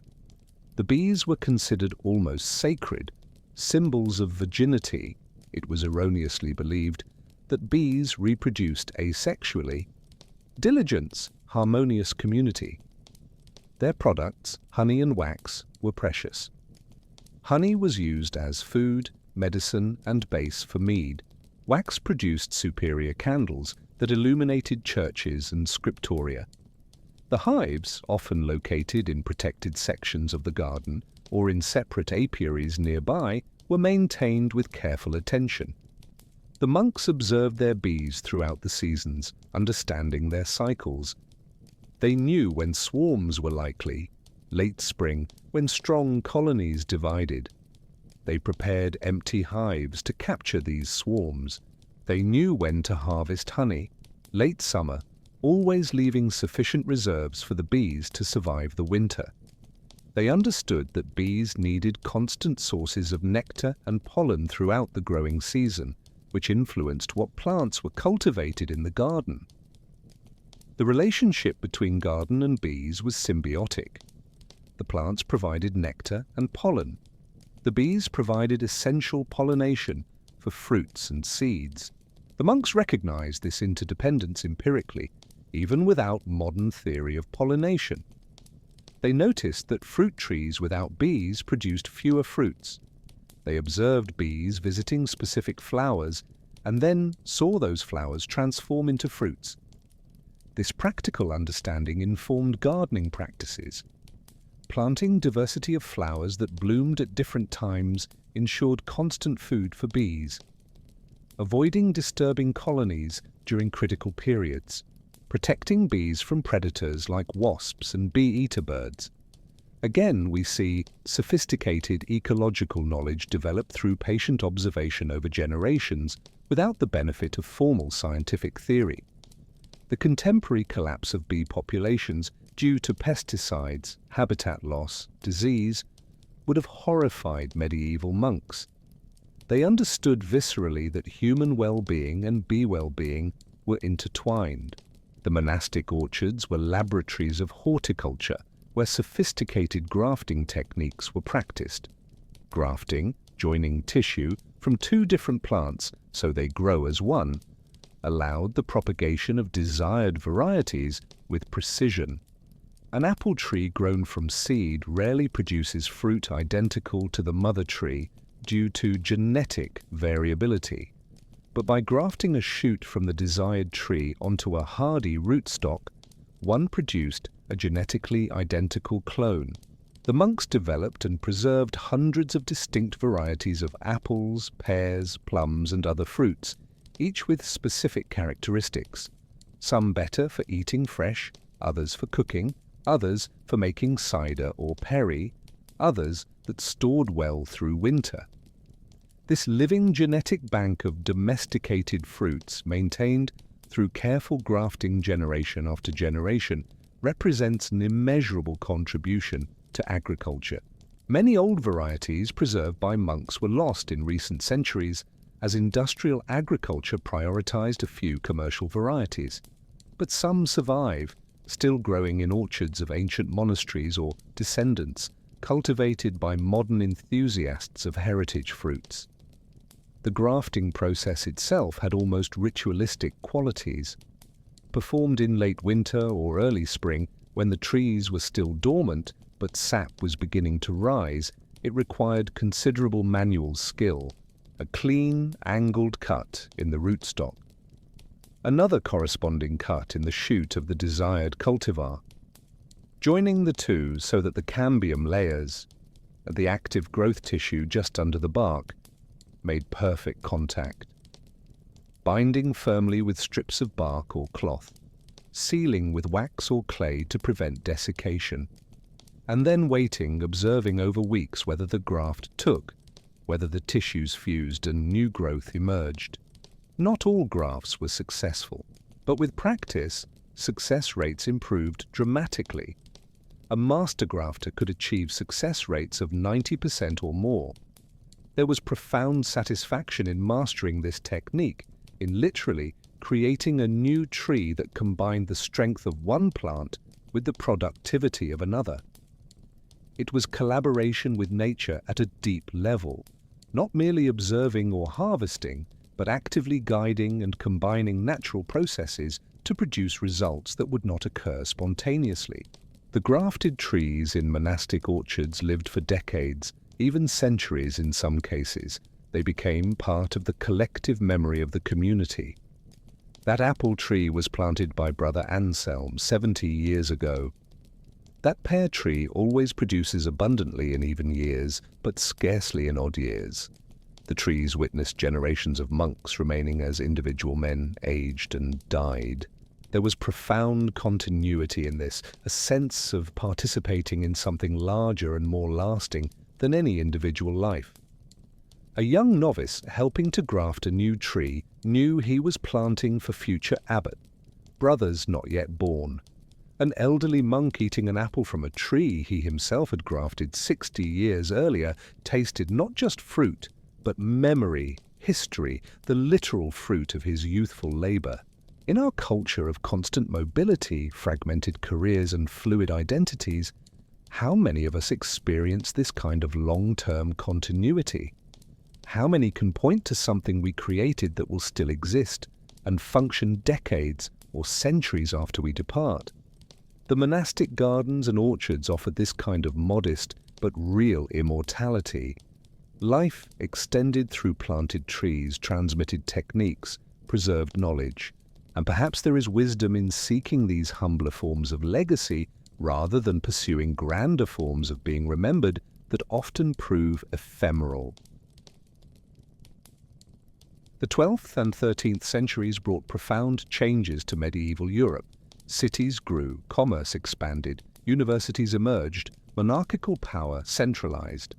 The world was becoming more complex, more interconnected faster, and paradoxically, while secular society accelerated, many sought refuge in monastic life precisely to escape that acceleration. The number of monasteries multiplied dramatically. New orders emerged, Cistercians, Carthusians, each with specific interpretations of how to live apart from the world. But apart never meant completely isolated. The gardens of these new monasteries continued to function as bridges between contemplation and action, between withdrawal and engagement. A monk could spend the morning in silent prayer and the afternoon teaching local peasants improved composting techniques. There was no contradiction in this. They were complementary aspects of an integrated life. During periods of famine, tragically common in medieval Europe, monasteries were often the last line of defense against complete starvation. Their superior agricultural practices meant that monastic harvests failed less frequently than peasant fields. Their cellars and storehouses contained reserves accumulated over good years. When famine arrived, desperate crowds converged on monastery gates. The monks distributed food, thin soup, inferior bread, made with ground acorns or husks when true grains ran out, any vegetable that could be pulled from the gardens. These distributions saved lives literally, but they also depleted monastic resources dangerously. Abbots faced impossible choices: continue feeding starving multitudes and risk that the monastic community itself would starve, or close the gates, preserve resources, and hear the moans of the hungry outside. There was no easy answer. Different abbots chose differently. Some shared down to the last grain, trusting in divine providence, and sometimes miraculously survived when unexpected donations arrived or a late harvest surprised them. Others rationed carefully, feeding as many as possible for as long as possible. And some, pragmatically, preserved sufficient resources to guarantee the monastic community's survival, even if it meant refusing aid to some. The ethics of these choices were, and remain, complex. How much should you sacrifice to help others? When does self-preservation become justifiable? The monastic gardens, with their tangible and finite harvests, transformed these abstract philosophical questions into concrete and painful dilemmas. Each sack of grain distributed was a calculation. How many mouths will this feed today versus how many could be fed tomorrow if preserved? The Crusades, military campaigns to capture the Holy Land from Muslims, had unexpected impact on European monastic gardens. Crusaders returning brought plants, seeds, and botanical knowledge from the Middle East. Apricots, artichokes, eggplants, pasta, primitive form of noodles, refined cane sugar, diverse spices. Some of these plants adapted to the Mediterranean climates of Spain, Italy, and southern France. Others remained exotic, cultivable only in specially protected microclimates. The monks, always eager experimenters, tested these novelties in their gardens. Some failed completely, others thrived surprisingly, and some transformed into economically important crops. Damask roses, brought from Syria, became the basis for a perfume industry. Improved varieties of hard wheat allowed better bread making. The botanical exchange, facilitated by war but implemented by patient gardeners, permanently enriched European agriculture. Arabic texts on agriculture, medicine, and botany, translated into Latin by scholars working in Moorish Spain and Sicily, circulated among monasteries. These texts preserved ancient Greco-Roman knowledge that had been lost in Western Europe during the upheavals following Rome's fall. But they also contained significant Arab innovations: sophisticated irrigation systems, distillation techniques, more precise plant classifications, refined medicinal preparations. The monks absorbed this knowledge eagerly, integrating it with their own traditions. A manuscript could contain a recipe from Hippocrates, a commentary by Galen, an observation from a 10th century Arab physician, and marginal notes from a 12th century monk based on personal experience. This intellectual multiculturalism, this willingness to learn from any useful source, regardless of religious or ethnic origin, contrasts remarkably with stereotypes of the Middle Ages as a period of narrow dogmatism and xenophobia. But not everything was harmonious exchange. The Crusades themselves were violent, intolerant, often brutal. Monasteries sometimes served as logistical bases for crusading armies. Some monks preached holy war with fervor that seems irreconcilable with the peaceful values that monastic gardens embodied. This contradiction, institutions dedicated to peace and contemplation, supporting and participating in wars of conquest, reveals the moral complexity of any historical period. Humans are contradictory. Institutions are contradictory. We can cultivate gardens in the morning and support violence in the afternoon. We can preserve ancient texts while burning contemporary heresies. Recognizing these contradictions is not cynicism, but honesty. The monastic gardens were places of genuine peace and admirable achievements, but they existed within social and religious systems that also perpetrated injustices. Both things are true simultaneously. The 13th century saw the emergence of mendicant orders, Franciscans and Dominicans, that rejected land ownership and lived on alms, focusing on urban preaching rather than rural agricultural work. This represented an implicit critique of traditional Benedictine monasteries, which had accumulated vast lands and considerable wealth. The monastic gardens, initially expressions of humility and manual work, became in some cases symbols of prosperity that some saw as inconsistent with evangelical poverty. Intense debates occurred. Was it appropriate for monks to own productive orchards, full cellars, large herds? Or did this contradict vows of poverty? Different orders responded differently.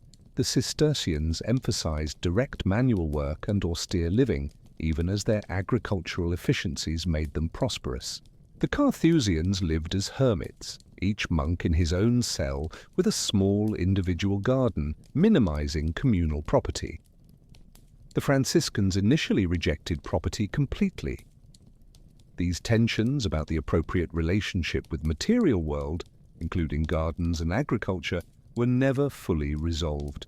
The Black Death, arriving in Europe in 1347 and killing between a third and half the population over the following decades, devastated monastic communities along with the general population. Monasteries, with their densely grouped communities, were particularly vulnerable. Some lost 70%, 80% of their members within months. The gardens, suddenly, did not have enough hands to maintain them. Beds became overgrown. Fruit trees went unpruned and became wild, knowledge dying along with its bearers. The old herbarius, who knew all the secrets of medicinal plants, deceased before transmitting everything to novices. Manuscripts not copied because scribes were dead. It was catastrophe, not only demographic, but cultural and intellectual. Some monasteries never fully recovered, remaining dramatically reduced or being abandoned entirely. Ruins of medieval abbeys dotting the European landscape often date from this period, communities destroyed by the plague and never reconstituted. But other monasteries survived and rebuilt. The gardens were recovered, bed by bed. Novices were recruited and trained. Knowledge was reconstructed from surviving manuscripts and fragmented memory. There was remarkable resilience in this process of regeneration. The systems, both ecological of the gardens and institutional of the monasteries, had built-in redundancies that allowed recovery after catastrophes. Multiple people knew essential techniques. Multiple copies of important manuscripts existed in different monasteries. Seeds and seedlings could be shared between institutions. This redundancy, though inefficient in normal times, proved essential during crises. There is a lesson here about system resilience, the importance of diversity, redundancy, networks of mutual support. Our modern society, optimized for maximum efficiency with just-in-time supply chains and extreme specialization, often sacrifices resilience for efficiency. The recent COVID-19 pandemic revealed the fragilities that result. Perhaps there is wisdom in recovering some deliberate redundancy, some protective inefficiency. The end of the Middle Ages saw gradual decline of the monastic ideal in many regions. Corruption infiltrated some institutions. Abbots lived as princes rather than ascetics. Disciplines were relaxed. Simultaneously, new intellectual and spiritual currents, humanism, nascent Protestantism, questioned the fundamental premises of monastic life. Why separation from the world? Why celibacy? Why obedience to rules written by men centuries dead? The Protestant Reformation of the 16th century resulted in forced dissolution of thousands of monasteries in countries that became Protestant. England, under Henry VIII, systematically confiscated monastic properties. Monks were expelled, churches were converted or destroyed, and the gardens, some were incorporated into private properties of new owners. Others were abandoned and reverted to wild nature. Centuries of careful work undone in decades. It was the end of an era, but not completely. Monasteries in Catholic regions continued, and even in Protestant countries, memory and influence persisted. Agricultural techniques developed by monks continued to be used. Plant varieties preserved by them survived. The very concept of garden as a space of beauty, utility, and combined contemplation, a lasting legacy.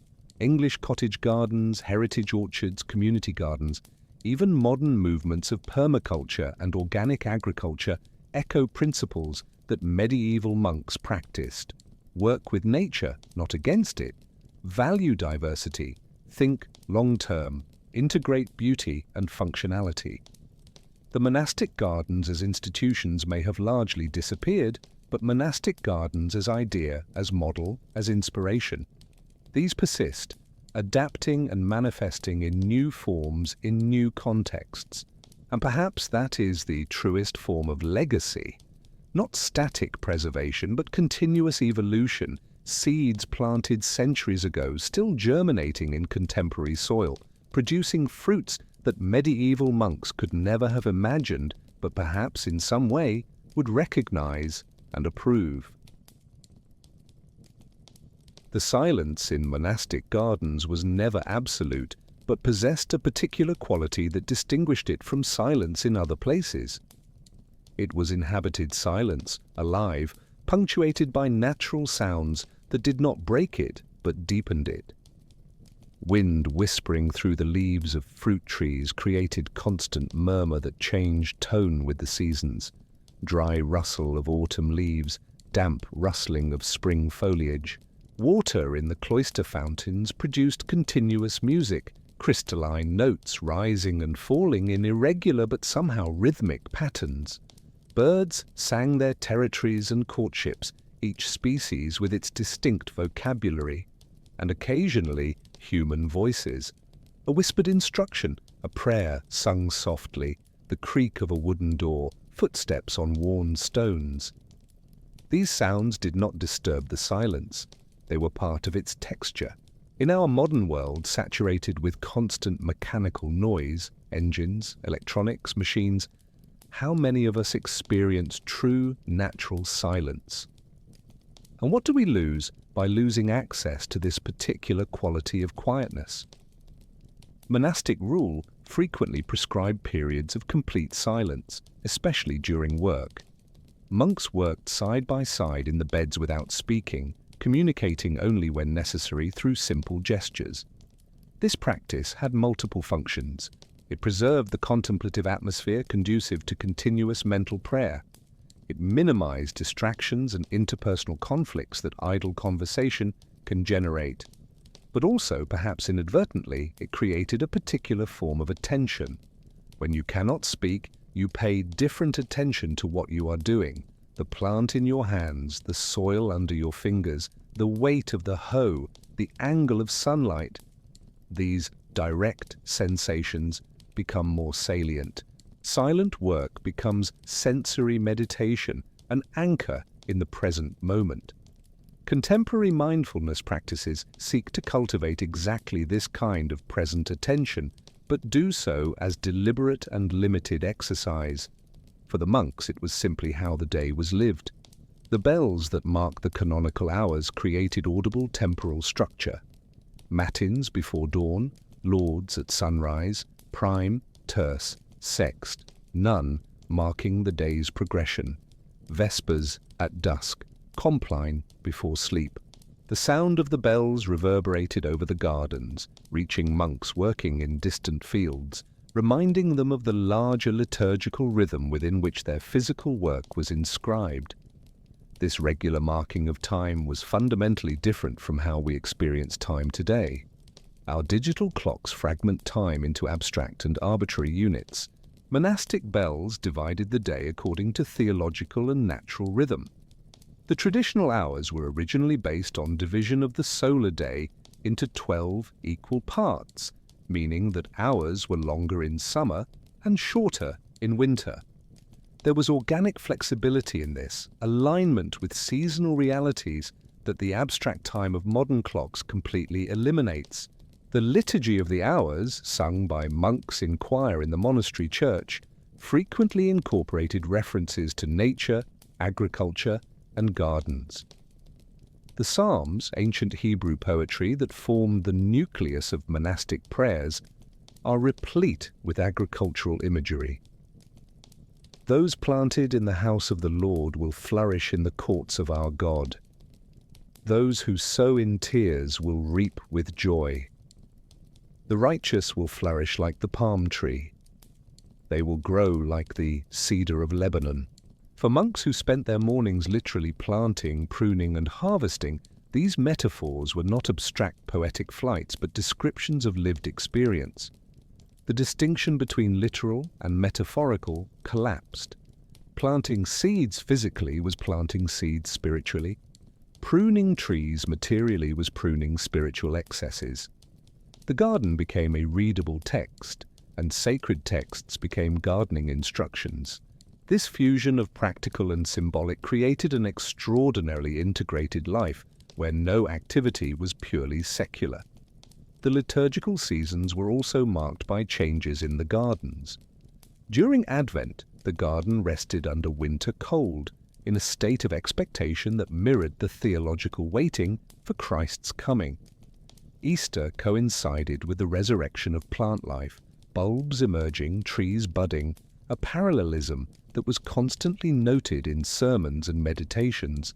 Pentecost, celebrating the descent of the Holy Spirit, occurred when gardens exploded in vigorous growth, a visible manifestation of vital force. These correlations were not artificially imposed. They emerged naturally from the fact that both the liturgical calendar and agricultural cycles were rooted in the same solar and seasonal rhythms. They reintegrated dimensions of experience that our secular culture has fragmented: nature, time, work, meaning, community, transcendence, all woven together into coherent totality. The architecture of the cloisters amplified certain sounds while dampening others. The covered galleries, with their repeated arches, created acoustically peculiar spaces. A whisper could travel surprisingly far through the columns. Footsteps echoed in ways that made it difficult to determine exactly where they came from. The song of birds within the cloister reverberated differently than in the open garden. These acoustic properties were not accidental. Medieval architects possessed sophisticated understanding, though not scientific in modern terms, of how spaces shape sound. Gothic cathedrals were designed so that Gregorian chant would reverberate majestically. Cloisters were designed to amplify quietness, to make silence feel deeper and more present. There is something about spaces that embody specific intentions, that were thought about and built for particular purposes. that affects how we feel and behave within them. How many contemporary spaces are designed with this level of attention to subtle experiential qualities? The gardens also produced aromas that varied dramatically through the seasons and hours of the day. Spring mornings brought delicate fragrance of apple and pear blossoms. Summer middays were dominated by fragrances of lavender, rosemary, thyme heated by the sun, their volatile oils evaporating intensely under heat. Autumn afternoons smelled of ripe fruits and damp earth. Evenings exhaled concentrated fragrance of night-blooming flowers and aromatic herbs, releasing fragrances as temperature dropped. Certain plants were cultivated specifically for their aromas: roses for perfume, lilies for incense, jasmine for fragrant oil. The monks were aware of the power of aromas to affect mood and consciousness. They used incenses in liturgies to create an atmosphere that elevated the mind.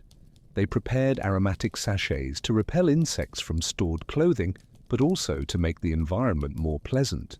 Modern aromatherapy rediscovers knowledge that medieval monks applied intuitively. The experience of time in the gardens had a cyclic and repetitive quality that contrasted with the progressive linearity that characterizes modern consciousness. Each day repeated similar patterns: waking, prayer, work, meal, more work, prayer, sleep. Each week repeated its weekly rhythm. Each year returned through the same seasons. But within this repetition, there was infinite variation.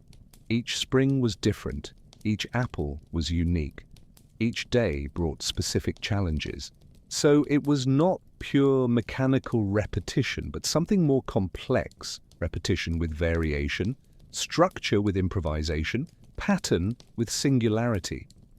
Perhaps the musical analogy is helpful: a melody that returns repeatedly but always with different ornamentation, played at slightly different tempos, expressing emotions that vary.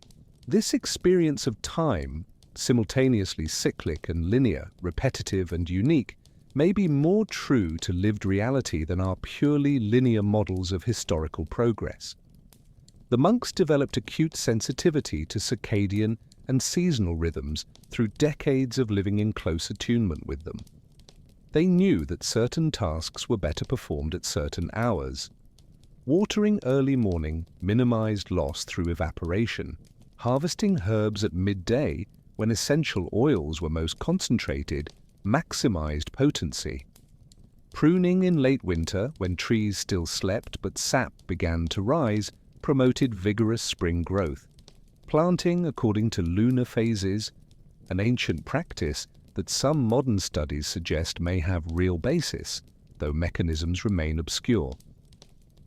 This knowledge did not come from books but from accumulated observation over generations. It was embodied knowledge, felt in the body, that became second nature. How many of us, living under constant artificial light, with climate control that eliminates seasonal variations, disconnected from natural rhythms, lose access to this kind of embodied knowledge? And what consequences does this have for our physical and psychological well-being? The practice of lectio divina, contemplative sacred reading, often occurred in the gardens. A monk sat on a stone bench under a tree, manuscript open on his lap, reading slowly, chewing the words, allowing them to resonate inwardly. It was not reading to extract information quickly, but reading as meditation, as prayer. A single verse could occupy an entire hour of attention, and the garden environment contributed to this quality of attention. The visual beauty, the aromas, the sounds, all created an atmosphere that facilitated concentration that was paradoxically deeply relaxed. Reading in the gardens was not escapism, fleeing responsibilities for passive entertainment. It was serious spiritual work, intentional cultivation of consciousness, as important as the physical work of gardening. Our culture often treats reading as consumption of information or entertainment. Lectio Divina offers an alternative model. Reading as transformation, words not merely understood intellectually, but absorbed existentially, allowed to change who we are. As monks aged, their relationship with the gardens often changed. Those whose bodies no longer supported strenuous physical work assumed different roles: supervision, planning, teaching, or simply contemplative presence. An elderly monk sitting quietly on a cloister bench, observing younger brothers working, was not idle.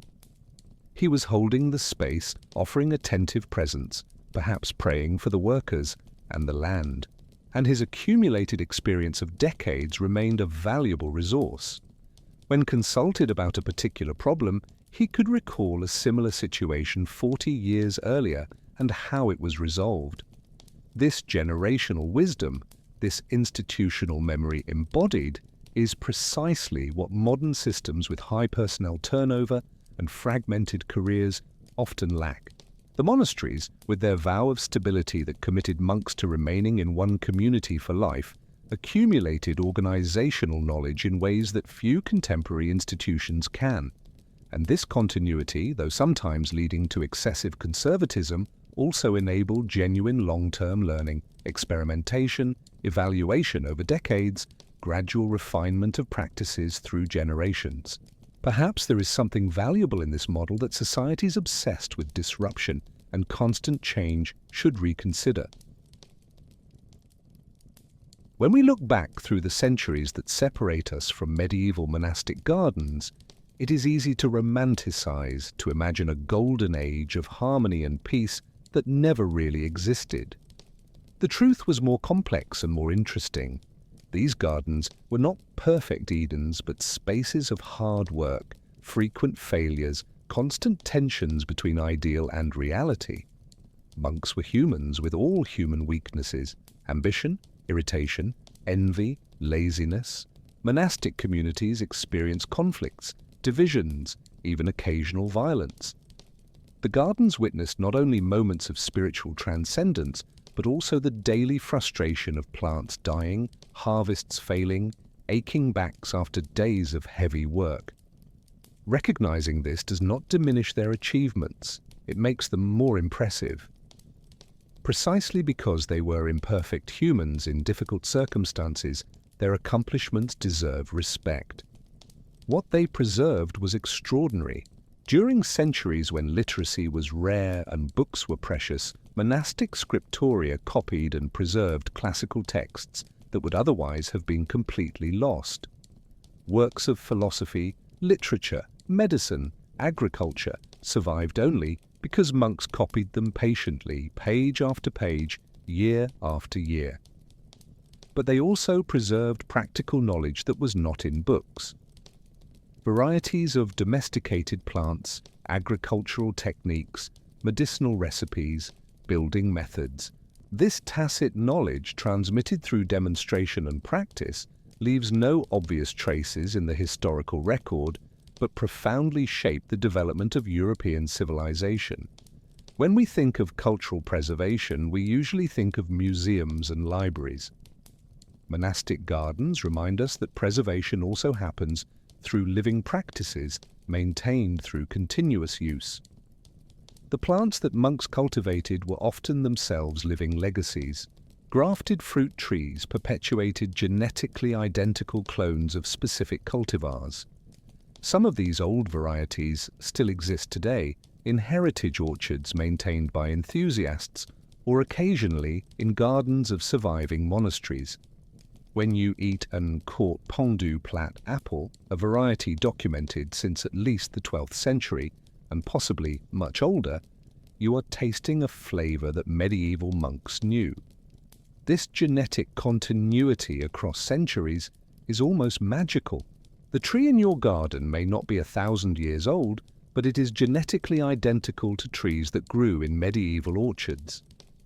It is a literal form of immortality, not metaphorical or spiritual, but biological and material. Many of the herbs and medicinal plants cultivated in monastic gardens remained in continuous use until today. Chamomile, valerian, lavender, mint, rosemary. You can buy them in any modern natural products store. Scientific pharmacology has validated many traditional uses. Valerian really does contain compounds that affect GABA receptors in the brain, producing calming effects. St. John's wort genuinely has antidepressant properties through multiple mechanisms. Chamomile possesses anti-inflammatory compounds and mild sedative effects.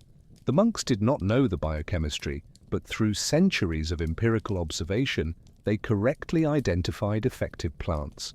Simultaneously, it is important to note that some traditional remedies were ineffective or even harmful. Medieval medicine was not uniformly wise, but its overall record, especially in herbal medicine, is surprisingly good. The very concept of garden as integrating utility, beauty, and meaning is a lasting legacy. Victorian-era gardens, with their perennial flower borders and herb beds, owe much to the monastic model. The arts and crafts movement of the late 19th century, reacting against industrialization, explicitly looked back to medieval gardens as inspiration. 20th century gardeners like Vita Sackville-West created garden rooms that echoed the structure of monastic cloisters. And today, movements of urban agriculture, community gardens and school gardens often recreate, perhaps unconsciously, elements of the monastic vision. Green spaces in urban environments offering refuge, education, food, and beauty simultaneously. The environmental stewardship ethic practiced in monastic gardens also resonates contemporaneously. Their long-term approach, planting for future generations, maintaining soil fertility through sustainable practices, preserving diversity of varieties, anticipates modern ecological concerns. Of course, medieval monks did not speak about sustainability or biodiversity, but they practiced principles that we now recognize as essential. They did so through a combination of pragmatism. They needed the land to produce indefinitely, and theology. They were stewards of divine creation, not absolute owners. Whatever the motivation, the results were agriculture that could continue century after century without degradation. Contrast this with modern industrial agricultural practices that often exhaust soils in decades. Perhaps there is humility in recognizing that monks with simple tools sometimes understood certain ecological truths better than we do with all our technology. But we must also recognize how the world has changed in ways that make it impossible to simply replicate the monastic model. Monasteries existed in a feudal context, a profoundly hierarchical and unequal society. Their peace often depended on the labor of peasants living in conditions of near serfdom. Their enclosure was a privilege available only to some, often those from families who could pay monastic dowries. Monastic life required renunciations of sexuality, of family, of individual choice that many contemporary people, valuing autonomy and self-determination, would find unacceptable. We cannot and should not try to recreate the medieval world, but we can learn from its successes while avoiding its injustices. What specifically can we learn? First, the value of rhythm and regularity. Our culture celebrates flexibility and spontaneity, but there is something to be said for regular structures that create stability. Second, the importance of manual work as a component of balanced life. Not romanticizing hard physical labor as the only occupation, but recognizing that some engagement with practical and tangible tasks can balance abstract intellectual and digital work. Third, the power of communal practices sustained over time. Monastic gardens flourished not because individual monks were exceptional, but because systems and practices were transmitted and refined through generations. Fourth, the possibility of integrating dimensions of life that our culture has fragmented: work and contemplation, utility and beauty, individual and communal, material and spiritual. There are today attempts to revive or reinterpret traditions of monastic gardening. Some still functioning monasteries maintain gardens that follow traditional principles. Fontfroide Abbey in France, the monastery of Senonque, with its iconic lavender fields, Melkabi in Austria, with its Baroque gardens that evolved from medieval layouts. Historical gardens have been reconstructed based on archaeological and documentary evidence. The Cloister Garden at the Metropolitan Museum of Art in New York, recreations in restored monasteries like Fontenay. These spaces serve multiple functions: historical preservation, public education, inspiration for contemporary gardeners, and occasionally refuges of quietness in a noisy world. But perhaps the most important legacy is intangible, the demonstration that it is possible to create spaces of peace and productivity even in turbulent times. The medieval centuries were not peaceful. They were marked by constant wars, epidemics, political instability, endemic violence. And yet within these difficult times, communities created gardens where beauty and utility flourished, where knowledge was preserved and transmitted, where people found purpose and meaning. If they could do this with limited resources and primitive technology, surely we, with all our resources and knowledge, can create our own refuges. Not necessarily literal gardens, though those are wonderful when possible, but spaces, physical, temporal, social, mentally, where we can slow down, pay attention, cultivate what matters, resist the frenetic acceleration that characterizes our historical moment.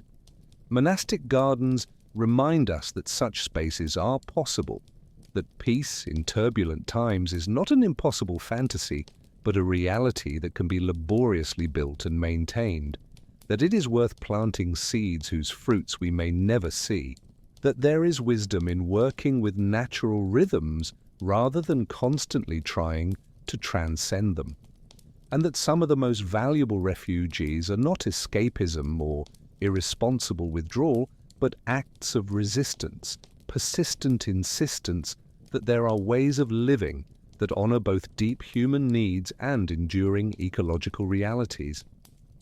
These are legacies that remain green, alive, growing through the centuries.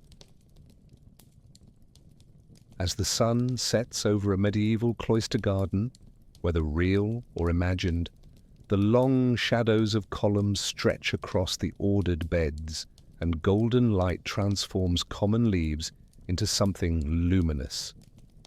It is in this transitional moment between day and night that perhaps we can see most clearly the connection between those ancient gardens and our own contemporary lives. Not because we are monks or aspire to monastic lives, but because we face contemporary versions of eternal dilemmas. How to find peace in times of anxiety. How to maintain hope when the future seems uncertain. How to create something lasting in a world of constant change. How to balance the needs of productivity with the needs for contemplation. Medieval monks did not have perfect answers to these questions, but their attempts to answer them through the gardens they cultivated offer wisdom that transcends their specific historical context. We live in an era of unprecedented acceleration. Information flows instantaneously, communication crosses continents in seconds, technological changes transform societies in decades that previously took centuries. This speed brings immense benefits: global connections, access to knowledge, capabilities that previous generations would have considered miraculous. But it also brings costs. Chronic anxiety has become epidemic. Depression affects growing proportions of the population.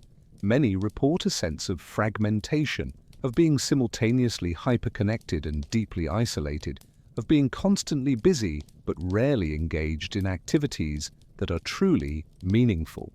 Monastic gardens, with their slow rhythms and focused attention, offer instructive contrast. Not as a solution we can simply transplant. We cannot and should not try to recreate medieval society, but as a reminder that other relationships with time, work, and nature are possible. Modern gardening, even on a small scale, can offer some of the same experiences that monks cultivated. Planting seeds and watching them germinate reconnects us with growth processes that operate on natural timescales, not artificially accelerated ones. There is no way to make a plant grow faster through force of will or advanced technology. You can optimize conditions, light, water, nutrients, but then you must wait. Exercise patience. Accept rhythms you do not control. For people accustomed to instant gratification and control over almost every aspect of their lives, this can be a strange but valuable experience. A bed of tomatoes in the backyard, or even herbs in pots on a windowsill, can serve as teachers of patience and attention. The physical work of gardening also offers benefits that contemporary research confirms. Moderate exercise outdoors improves mood and physical health. Sun exposure provides vitamin D. Direct contact with soil exposes the immune system to beneficial microorganisms. But beyond these measurable benefits, there is something more difficult to quantify: the satisfaction of work that produces tangible and immediate results. In an era where many work in knowledge jobs producing abstract and intangible outputs, there is something profoundly gratifying about digging soil, planting something, and seeing direct physical result of your efforts. It is not superior to intellectual work, but it is complementary, balancing different aspects of human experience. The communal dimension of monastic gardens also deserves consideration. The monks did not garden in isolation, but as a community with knowledge and work shared through generations. Contemporary urban community gardens recreate something of this dynamic. People from diverse backgrounds working together, sharing knowledge, producing food collectively. These spaces often become centers of social connection in otherwise atomized neighborhoods. Elders teach youth, immigrants introduce plants from their cultures of origin. Neighbors who would never otherwise converse develop friendships. The production of food becomes secondary to the production of community. This is not romantic nostalgia, but practical necessity. Humans are social animals who evolved in small, interconnected groups. Our modern society, with high mobility and multiple superficial but few deep connections, often leaves us socially malnourished. Community gardens can help remedy this deficit. The ecological question also connects medieval monastic gardens to urgent contemporary concerns. We face an environmental crisis without precedent: climate change, biodiversity loss, soil degradation, widespread pollution. The agricultural practices that currently dominate are often unsustainable in the long term. Principles that monks applied, maintaining soil fertility through composting and rotation, preserving diversity of varieties, thinking in terms of generations rather than single seasons, are precisely what movements for sustainable agriculture and permaculture advocate today. Not because medieval practices were perfect or sufficient to feed modern global populations, but because they incorporated wisdom about working with natural systems rather than against them. Combining this traditional knowledge with modern science and appropriate technology can offer pathways toward truly sustainable agriculture. But perhaps the deepest lesson of monastic gardens is about finding meaning through sustained practices. The monks did not expect dramatic transformations or spectacular successes. They expected to do the same work day after day, year after year, with attention and care. And through this disciplined repetition, something deepened. Skills were refined. Knowledge was accumulated. Relationships, be with the land, with plants, with other community members, with seasonal rhythms, were cultivated. Our culture often promises rapid transformations, diets that revolutionize your body in weeks, spiritual practices that illuminate instantly, careers that catapult to success. The reality is usually more prosaic and more rewarding. Real change, genuine growth, true mastery emerge from consistent practice over time. The gardens teach this through their repeated seasons, each bringing familiar tasks that are never executed in exactly the same way. And finally, the gardens remind us that even in difficult times, especially in difficult times, cultivating beauty, peace, and growth is not frivolous luxury, but essential necessity.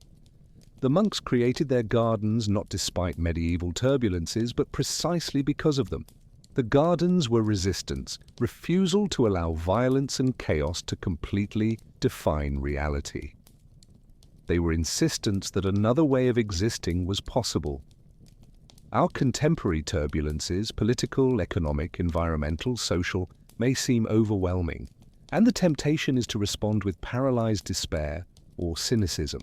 But monastic gardens suggest an alternative. Instead of paralyzing despair or naive optimism, hopeful realism that acknowledges difficulties but refuses to be defeated by them. Planting seeds is an act of hope, a bet that a future will exist to see the harvest. Building fertile soil is an investment in coming generations. Preserving seeds and knowledge is trust that something is worth passing on. These are not grand gestures that transform the world overnight. They are modest, local, incremental actions. But multiplied through millions of people over decades and centuries, they transform civilizations. Monastic gardens helped sustain Europe through its darkest centuries. What gardens, literal and metaphorical, can we cultivate to sustain our own world through the challenges we face? The answer, as always, begins with seeds, soil, patience, and care. It begins with the decision to plant something, to nurture something, to see something grow. It begins simply with beginning. At the end of this journey through medieval monastic gardens, you may be wondering, what does this story of gardens from 1,000 years ago have to do with me, here, now, in the 21st century? The answer, perhaps, lies not in the obvious differences between their lives and ours, but in the deep similarities that persist through all the centuries that separate us. Medieval monks lived in a world of uncertainties, wars, epidemics, instability, changes that seemed to threaten everything they knew. We too live in turbulent times. The specifics have changed, but the fundamental experience of navigating uncertainty, of seeking meaning, of trying to create something lasting amid chaos, these experiences are universally human, transcending eras and cultures.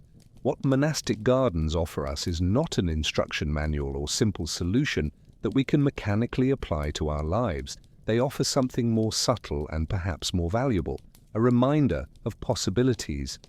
They remind us that it is possible to slow down in a world that demands constant speed, that it is possible to find meaning in simple and repetitive tasks, that it is possible to build communities based on shared values and common work, that it is possible to think in terms of generations, not just financial quarters or election cycles, that it is possible to cultivate beauty and peace even when, especially when, the world around seems chaotic.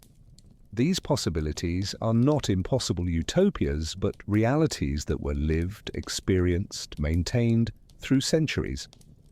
If they were possible then, they are possible now, though the specific forms need to be adapted to our contemporary context. Think of the medieval monk you imagine throughout this story, working silently in the beds at dawn, pruning an apple tree with careful attention, preparing herbal remedy for a sick brother, sitting in quiet contemplation as the sun sets over the cloister. That monk did not have answers to all the problems of his time. He did not end wars or cure all diseases. But within the limited space he controlled, those beds, those trees, that community, he created order, beauty, utility, and meaning. And through this modest but persistent creation, he contributed to something larger that lasted far beyond his own life. You too may not have power to solve enormous global problems, but within your own space, whether a literal garden, an urban apartment, a local community, or simply your own mind and heart, you can cultivate something. You can plant seeds, literal or metaphorical. You can pay attention to natural rhythms that persist despite all technology. You can create small refuges of peace that sustain you and perhaps others too. The gardens teach patience, not resigned passivity, but active patience that works consistently toward long-term goals.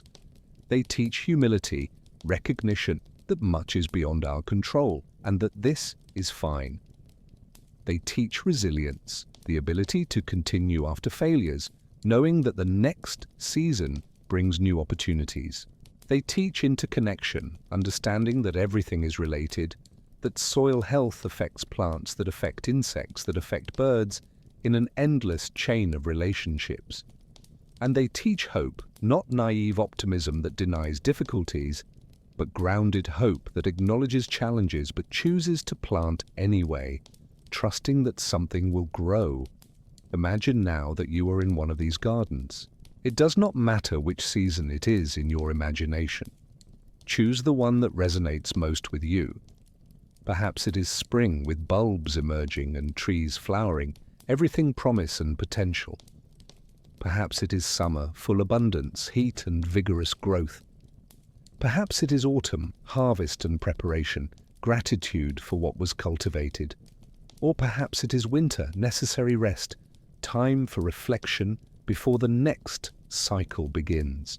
You are walking along the stone paths, feeling the texture beneath your feet. You hear water murmuring in the central fountain. You smell aromatic herbs warmed by the sun or damp earth after rain.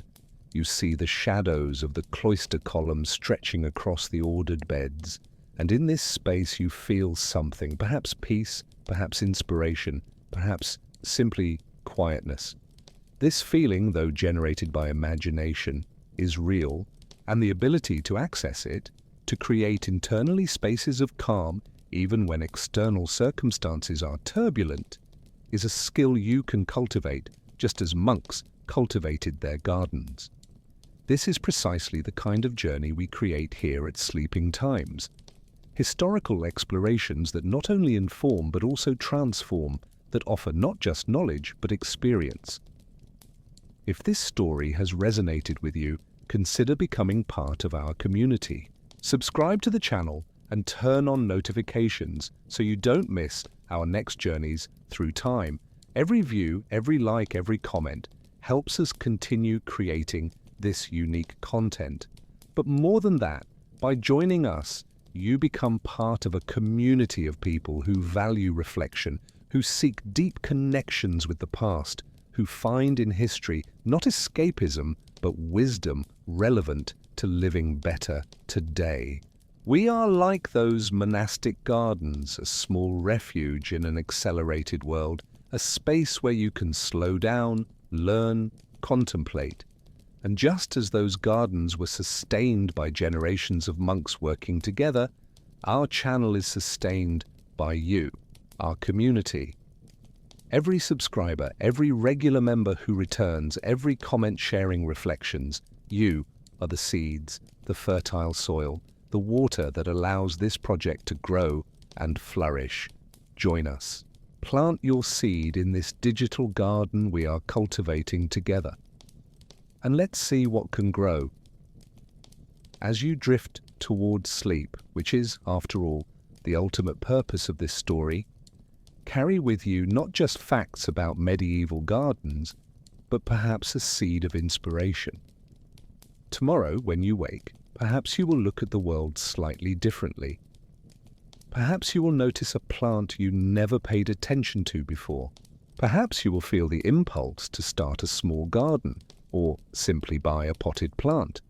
Perhaps you will decide to slow down a little, pay more attention, cultivate patience. Or perhaps you will simply carry with you, as a distant but comforting reminder, the image of these ancient gardens, spaces of peace laboriously built and patiently maintained through turbulent centuries, spaces that prove it is possible, that it has always been possible, to create beauty and meaning even in the most difficult circumstances. That peace is not the absence of turbulence, but the practice of cultivating inner calm and outer order through consistent attention and patient work, that each day is a new opportunity to plant something, nurture something, see something grow, and that you, like those medieval monks, can contribute to gardens, literal or metaphorical, that will flourish long after your own life, offering shade, beauty, sustenance and peace for generations yet unborn. That is the promise of gardens, that is the hope they carry through the centuries, and that is the seed we plant in you with this story. May it germinate gently in your dreams and flourish in your waking life. Good night and sweet dreams.